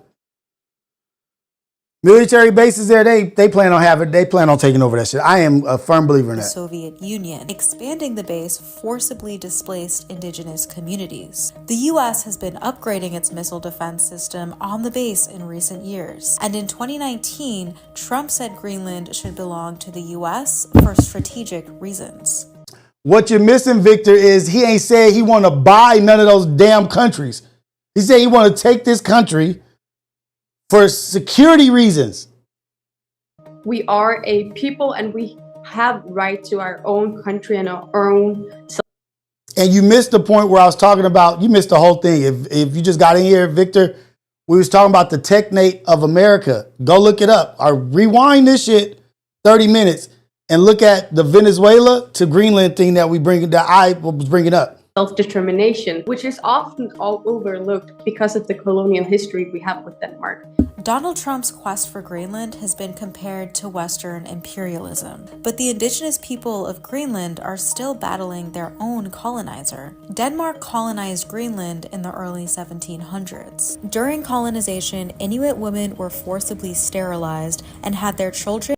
Elon's grandfather, Victor, was a part of a thing called Technate of America, where they wanted to take control from Greenland all the way to Panama, to Venezuela or whatever. Venezuela has the highest oil reserve, 303 billion barrels of oil. This fake drug cartel shit is Trump trying to get into Venezuela, take over, go from all the way up to Canada to Greenland. Taken away and he's talked about all this shit. Gained home Gulf of Mexico is now Gulf of America. Rule in 1979 and self-rule in 2009, Denmark still controls its territory's foreign affairs and defense policy, and Greenlanders still face barriers to full equality. Don't worry, Trump don't care about equality. For example, if you were a Greenlandic Inuk, you were by definition and law were supposed to have less pay than a Danish person. We have experienced major racism. Denmark has been really good at denying and portrayed themselves as this good colonizer that always did these experiments on the Inuit people for a good cause because they cared for us. And Aboriginals, indigenous people, all over the world have been getting ain't nothing new. Probably just gonna happen in our day and age where we get to see this shit take place. I do believe that that's one of what do you think Israel's doing? Oh shoot. Did I just close that out?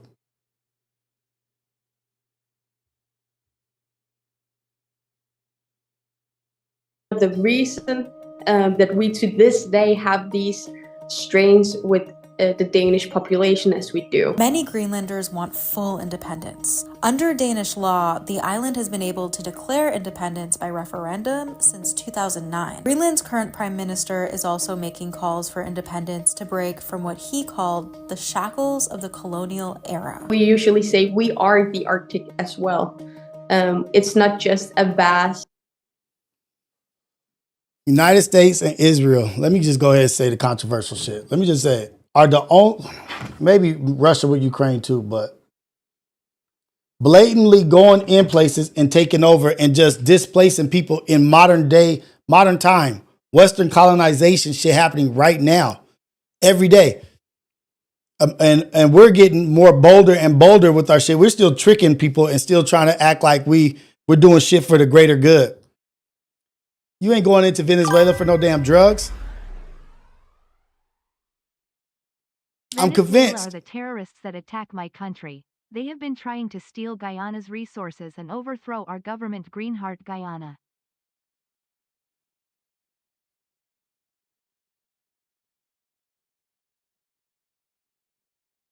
We done stumbled into something. Look at what be happening in the Ghetto Cafe. Now we all have a little bit more understanding of some shit that's going on. We may be just conspiracy theorists or whatever, but they drop seeds. There's truth in everything. They be dropping seeds, man.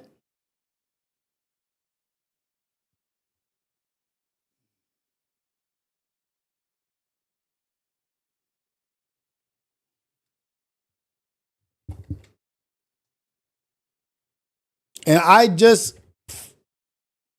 I partially remember Venezuelan president or somebody in Venezuela talking about George Bush.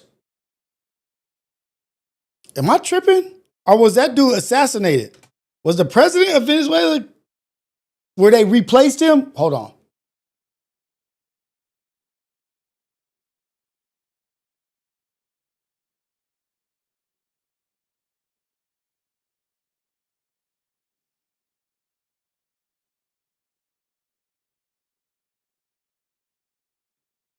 Trump says a quiet part out loud and admits that the U.S.'s interference in Venezuela has nothing to do with human rights violation and everything to do with the oil. I told you. That's right. Everything from Institute.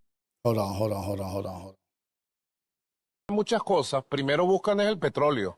No es el narcotráfico. Es el petróleo. Es el gas. Venezuela tiene la principal reserva de petróleo del mundo, que está incrementada ahora por los nuevos factores de recuperación que hay con la tecnología para el petróleo.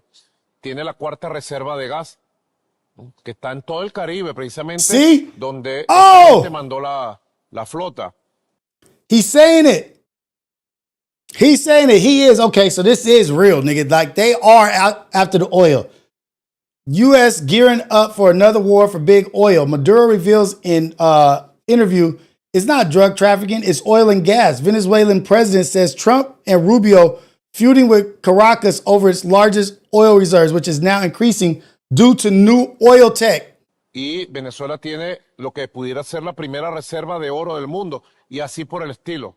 30 millones de hectáreas de tierra A1 cultivable, agua, un acuífero gigantesco tenemos el Orinoco. Y al norte y al sur del Orinoco, que cruza todo el sur de Venezuela, agua potable, pero para tirar para el cielo. Muchas cosas. Primero buscan... What we doing here at the Ghetto Cafe, man? We're not just talking about goofy ass shit over here. This white dude did this and this. No, like we ain't talking about no goofy. We're talking about real world shit, man. That's kind of crazy. Let me see. Hold on.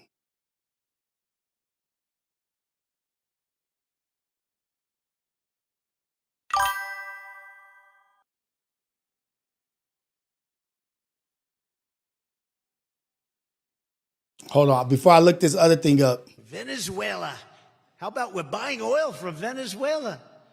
When I left, Venezuela was ready to collapse. We would have taken it over. We would have gotten all that oil. Oh, wait, no. This has to be AI. This has got to be AI. This cannot be real. This has to be AI. Well, it would have been right next door. El expresidente de los Estados Unidos, Donald Trump, declaró su crimen. Un crimen de lesa humanidad. Maduro. El pueblo de Venezuela declaró que el objetivo de su gobierno y de la agresión y las sanciones contra Venezuela era hacer colapsar la sociedad venezolana para que el poder imperialista de Estados Unidos se apoderara del petróleo venezolano. Se apoderara de las... Nobody's coming to the aid of Venezuela. Nobody, wait. Oh my God. Venezuela. Diría un buen abogado. Maybe that's why they not discrediting what they doing in Israel, because they like, shit, they doing it. We about to do the same thing. If we turn them into monsters, we gonna look like monsters too. We got to support what they doing because we trying to do that shit too. On a grand scale. A confesión de partes, relevo de prueba. Trump ha declarado su culpabilidad en crímenes de lesa humanidad contra el noble y pacífico pueblo de Venezuela. The audacity of this fool, man. Venezuela. How about Venezuela? we're buying oil from Venezuela? Venezuela.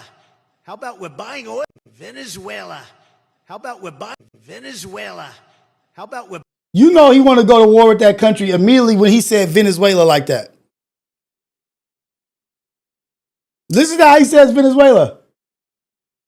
Venezuela. How about we're buying oil from Venezuela? When I left, Venezuela was ready to collapse. We would have taken it over. We would have gotten all that oil. It would have been right next door.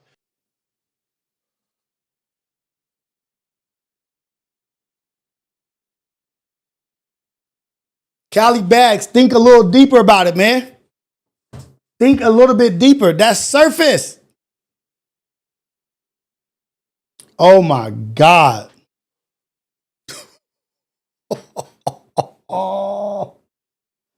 Venezuela. Venezuela. They were on the verge of collapse. We'd have taken it over. We'd have had all that oil because they came, the new technology, finding all that oil. We'd have been right next door.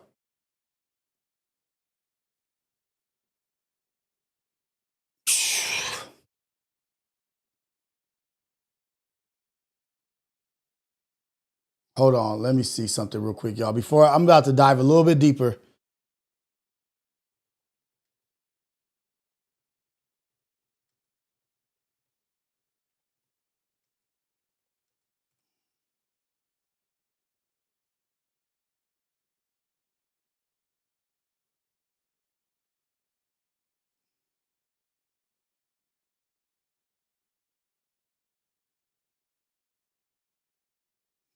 Oh man, we about to look. Hold on, y'all. Wait a second. Wait a second.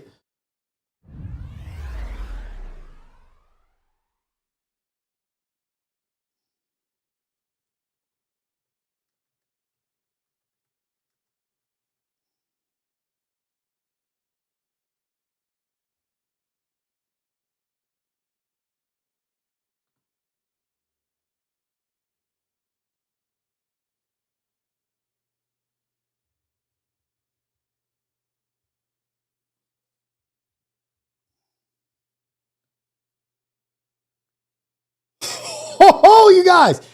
So I'm not wrong. I'm not wrong. I was okay.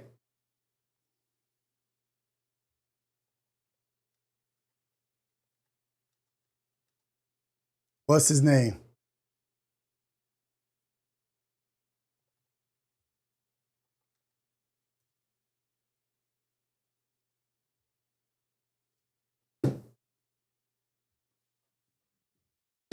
You guys, Hugo Chavez said it. The president that was killed, I think he was killed. There was an assassination attempt on his life. Remember, the America seized his plane? He got up on stage after George Bush was on stage talking the day before. He said, I could smell the sulfur. Can y'all still smell the sulfur? Because the devil was here yesterday talking about George Bush. He said a long time ago that, I remember this shit now. Now it's coming together. Guess who Hugo Chavez was an ally with and wanted to change the whole game up?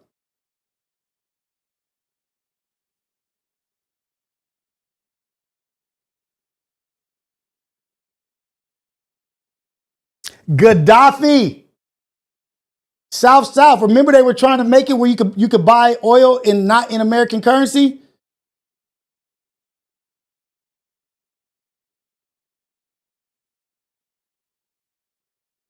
Gaddafi and Chavez. Oh man, you guys, I am tripping right now. I forgot, like, the tie-in is crazy right now. Hugo Chavez on Bush. Listen, I just brought this up. I just talked about this. Look at this powerful shit, y'all. This is the president that died at 58 of a heart attack when he was telling the world that America was trying to take them out. They also took Gaddafi out. They took him out. Libya also had huge oil reserves. I think that the first people who should read this book are our brothers and sisters in the United States, because their threat is in their own house. The devil is right at home. The devil himself is right in the house. And the devil came here yesterday. Yesterday, the devil came here. Right here. Right here. And it smells of sulfur still today. This table that I am now standing in front of. Yesterday, ladies and gentlemen, from this rostrum, the President of the United States, the gentleman to whom I refer as the devil, came here talking as if he owned the world. como dueño del mundo. Truly, as the owner of the world.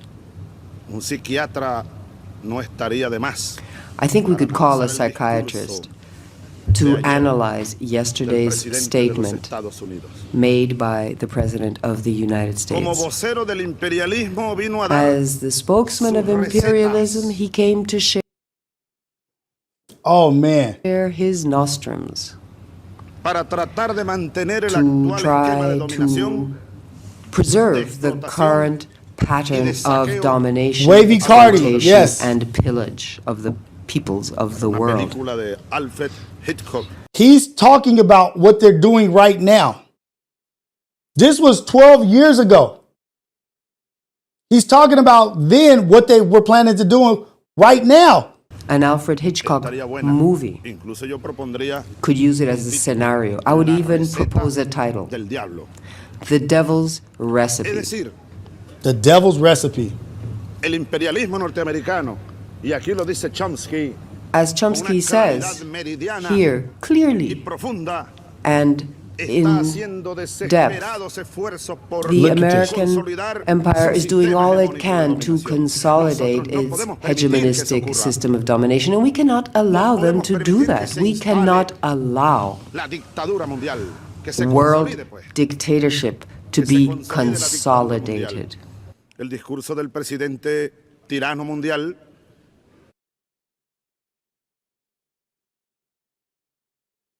Oh my God. I told y'all.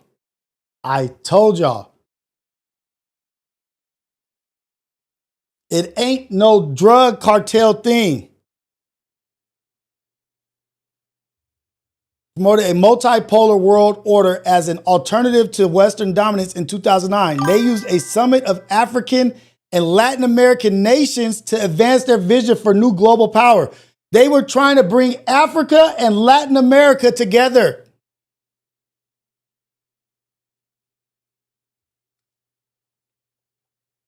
We talking about black and brown pride and love of each other and unity here. They try to do it on a global scale, you guys. With money, with oil.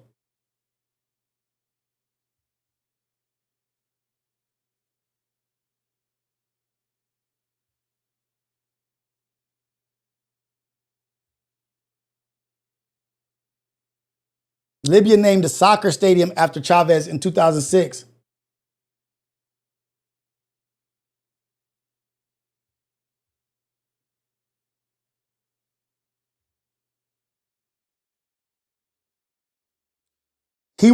Chavez was against the civil war in Libya and helping NATO.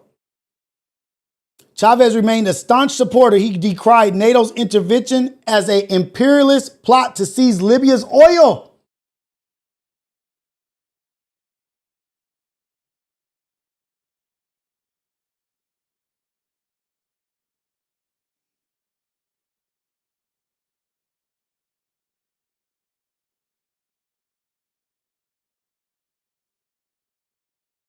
And they tried to assassinate him. He survived an assassination attempt.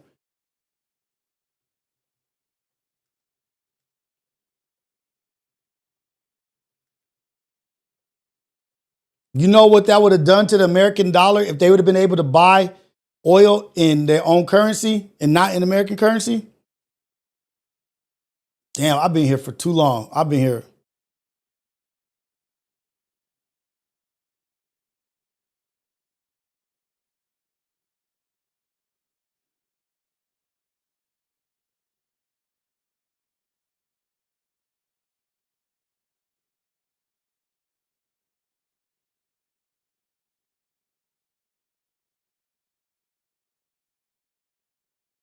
And look, other Latin countries that were aligned with us were against Chavez doing that.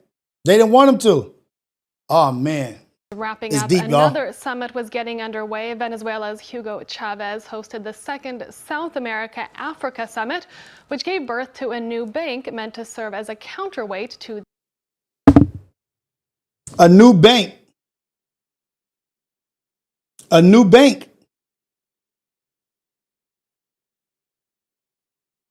Everybody's country's got messed up shit, fucked up shit. Everybody's country, especially us. We can't point the finger nowhere. Summit was getting underway. Venezuela's Hugo Chavez hosted the second South America-Africa Summit, which gave birth to a new bank meant to serve as a counterweight to the International Monetary Fund. Perhaps the most talked about guest was Muammar Gaddafi. Chavez expressed great admiration for the Libyan leader who was on his first visit to Latin America since coming to power 40 years ago. Our correspondent François-Xavier Freeland brings us this report on the developing relationship between the two heads of two oil-rich nations. Victor Simon, definitely not on Venezuela's side because there's no sides. What side? It don't matter what side you're on. What happens is they go in to destabilize a country. They're destabilized. They're gonna go over there, destabilize it, put their person in power, they puppet in power that they want. Country's gonna be in turmoil. We gonna be, dude. It's just a play. It's just they're just gonna destabilize it. That's all. They do it everywhere. Look at what happens to the countries that they do it to. Oh, this country is a piece of crap now. Yeah, you went in and, dude, just pay attention. Muammar Gaddafi received a hero's welcome when he arrived on Venezuela's Margarita Island. The Libyan leader was almost handed the keys to the city last weekend. At the airport, pro-Chavez activists, likely brought in for the occasion, sported T-shirts bearing his likeness. Among them, a convert to Islam. Imagine if America had Cuba right now. Imagine if Fidel would have gave up Cuba to America. I think Mr. Gaddafi is a very important man, a revolutionary, a socialist. He has a strong ideology. He comes with other ideas from another continent, with another culture across which he's brought in Islam. Look, Catholicism against it. Look at Catholicism against it because of a different religion. At last weekend's African-South American summit, crowds waited for Gaddafi with an almost religious fervor, lining the roads on the way from the airport to show their support. After the leader of the Libyan revolution set up his trademark tent in the middle of the Hilton Hotel, even the limelight-loving Venezuelan... Y'all, that was too much. That was too much. They was like, nah, you doing way too much now. President Hugo Chavez excused himself from the press to greet him personally. The path to saving the world, to saving humanity starts here. Well then, good night to you all. I have to go and see Gaddafi. I think he's over there. Good night. Books written by Gaddafi were being given away, and the leader's image was everywhere. Back in the conference hall, the two leaders were acting like old friends, smiling and complimenting each other. At least when they weren't launching into anti-imperialistic diatribes. It's a friendship each one has. Both of them. It's quite a normal relationship. Both of them are no longer here. One unalived, one assassination attempt failed, and then 58 talking about heart attack or some, like, come on, man. Libya has been considered as part of the axis of evil, and so Venezuela has voluntarily made itself a part of this quote-unquote axis of evil. President Chavez said it during his speech at the United Nations. Isaiah, what did they do to the country? Why do you think they flee into Florida? They created a coup. They went against him. They tried to assassinate Hugo Chavez. Just as they're figuring out the... Man, come on, dude. Like, if you can't see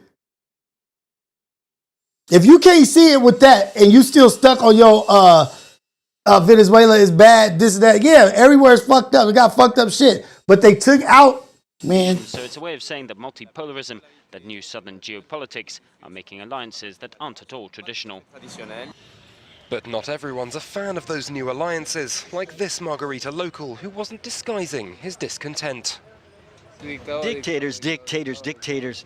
Gaddafi and the other one on the island, they're all terrorists. Even now who's coming?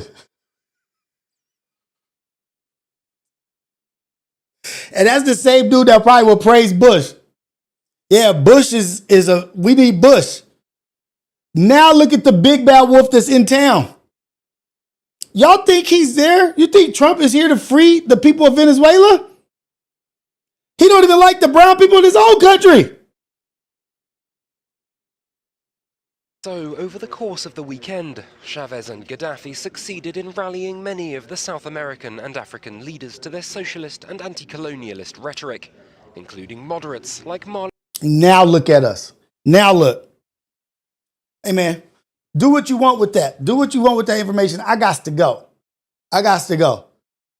But now look at what's happening. Venezuela to Greenland to Canada, the Technate is all something, man. It's leading somewhere. Read up on it. Do your research. Figure it out. But don't be a sheep that's just letting shit just happen. Like, yeah, he's just blowing up boats. Just blowing up boats. As they were returning back to Venezuela because they saw the shit. They was returning back. Shot their ass down on their way back to their own country. Do you know for sure if they had drugs? We assumed. There's a reason why you have ports and you check different ones. Every one you stop don't got drugs on it, right? Oh, man. Shout out to the Ghetto Cafe. This is the wake-up show. Coffee with Rios, the #1 morning show in the whole wide world, Craig. We talking about stuff that's interesting and matters to us. All that other BS, leave it to out there. We're not bringing it in here. We don't need none of that puppetry, ignorant shit. I ain't worried about the streets of this and that rap. No, leave that there. It's real shit happening. There's a distraction happening.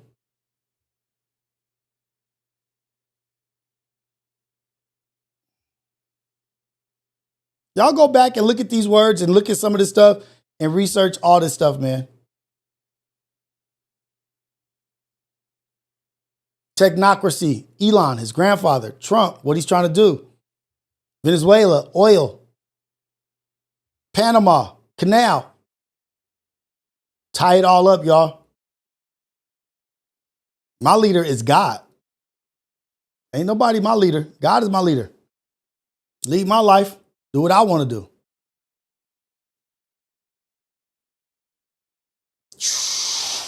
Cold game.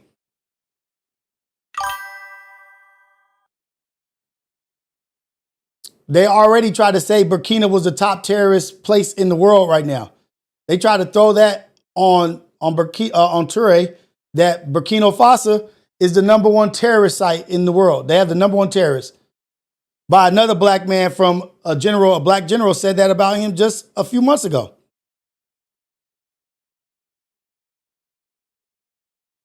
I'm going to have a beautiful day no matter where I'm at. Pay attention. Ooh-wee. Shout out to y'all, man.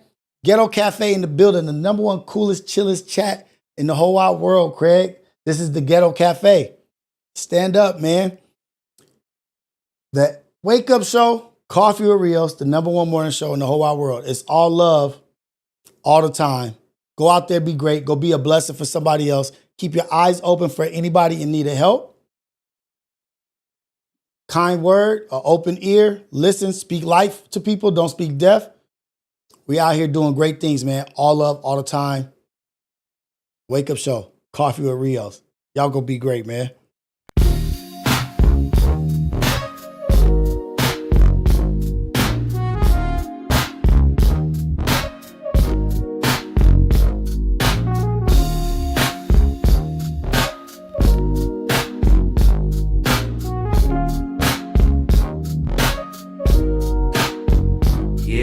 Ghetto Cafe in the building, steam rising from the stove. We switching lanes, they don't want it, they just pose for the smoke. If it's about that coffee, we got the roast and the toast. Shots fired from the French press, let it drip slow and bold. Mornings on the west, sun low, but the grind stay woke. Ghetto Cafe, steam in the breeze. Cruising through dreams with a mug and some peace. No drama, just cream, we deliver with ease. On the coast where the light never leaves. Coffee with Rios, pour it up slow. Steam in the city while the sun lay low. Coffee with Rios, starting the show. Sip real smooth, let the wisdom flow. Coffee with Rios, pour it up slow. Steam in the city while the sun lay low. Coffee with Rios, starting the show.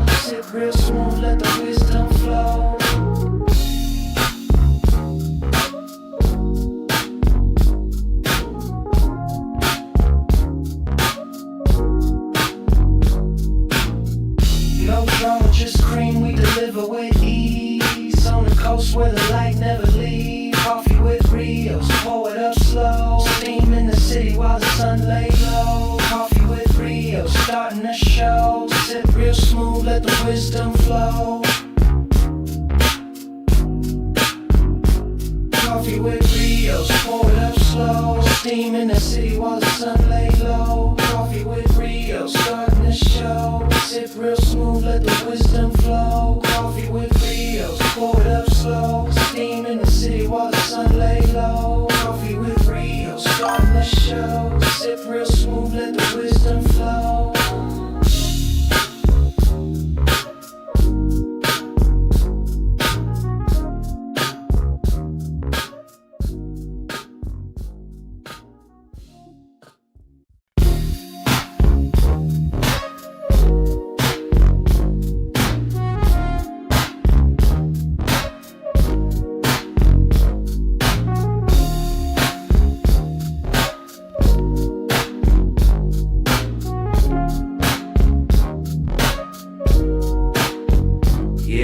Ghetto cafe in the building, steam rising from the stove. We switching lanes, they don't want it, they just pose for the smoke. If it's about that coffee, we got the roast and the toast. Shots fired from the French press, let it drip slow and boast. Mornings on the west, sun low, but the grind stay woke. Ghetto cafe, steam in the breeze. Cruising through dreams with a mug and some peace. No drama, just cream, we deliver with ease. On the coast where the light never leaves. Coffee with Rios, pour it up slow. Steam in the city while the sun lay low. Coffee with Rios, starting the show. Sip real smooth, let the wisdom flow. Coffee with Rios, pour it up slow. Steam in the city while the sun lay low. Coffee with Rios, starting the show. Sip real smooth, let the wisdom flow.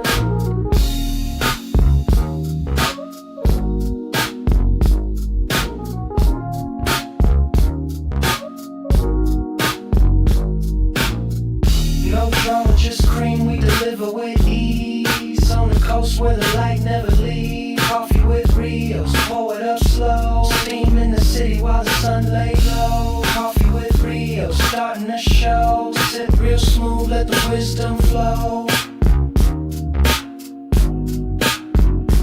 Coffee with Rios, pour it up slow. Steam in the city while the sun lay low. Coffee with Rios, starting the show. Sip real smooth, let the wisdom flow. Coffee with Rios, pour it up slow. Steam in the city while the sun lay low. Coffee with Rios, starting the show. Sip real smooth, let the wisdom flow.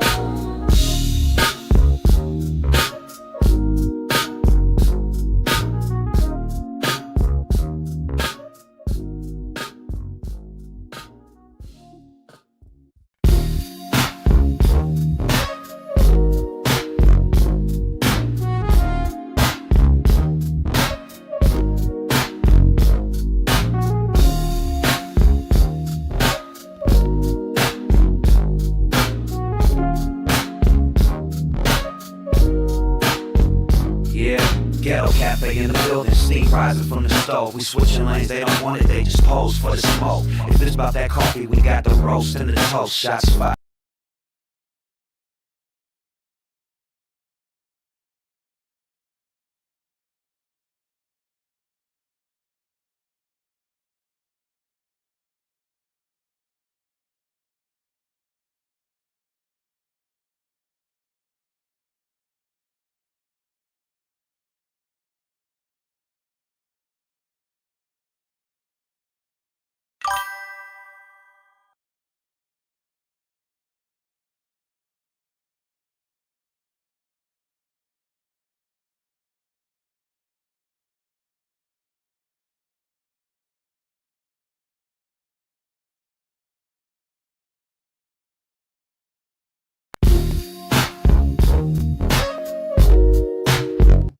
I was muted.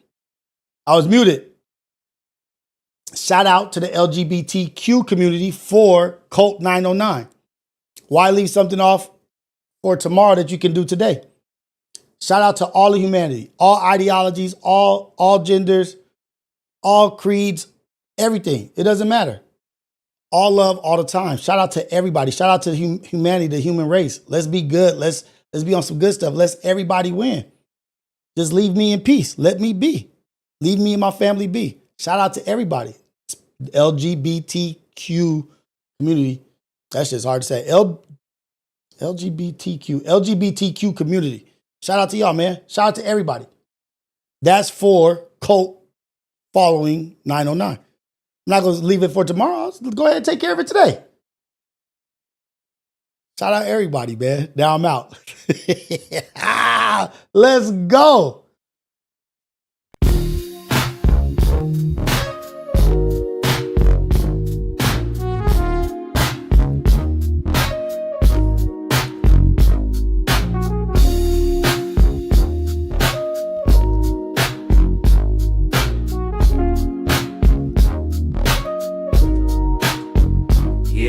Ghetto cafe in the building, steam rising from the stove. We switching lanes, they don't want it, they just pose for the smoke. If it's about that coffee, we got the roast and the toast. Shots fired from the French press, let it drip slow and boast. Mornings on the west, sun low, but the grind stay woke. Ghetto cafe, steam in the breeze. Cruising through dreams with a mug and some peace. No drama, just cream, we deliver with ease. On the coast where the light never leaves. Coffee with Rios, pour it up slow. Steam in the city while the sun lay low. Coffee with Rios, starting the show. Sip real smooth, let the wisdom flow. Coffee with Rios, pour it up slow. Steam in the city while the sun lay low. Coffee with Rios, starting the show. Sip real smooth, let the wisdom flow.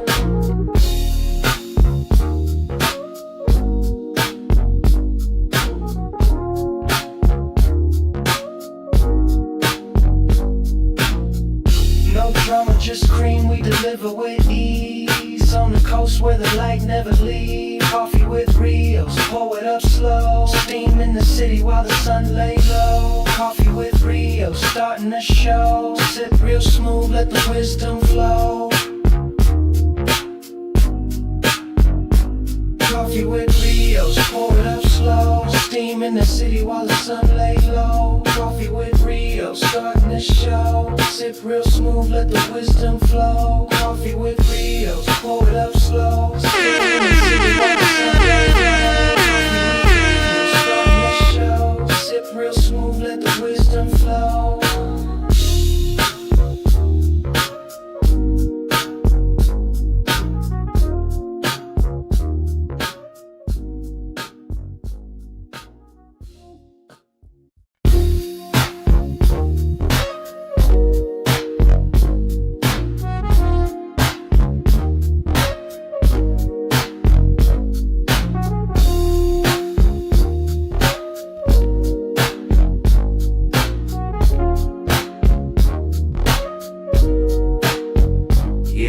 Ghetto cafe in the building, steam rising from the stove. We switching lanes, they don't want it, they just pose for the smoke. If it's about that coffee, we got the roast and the toast. Shots fired from the French press, let it drip slow and boast. Mornings on the west, sun low, but the grind stay woke.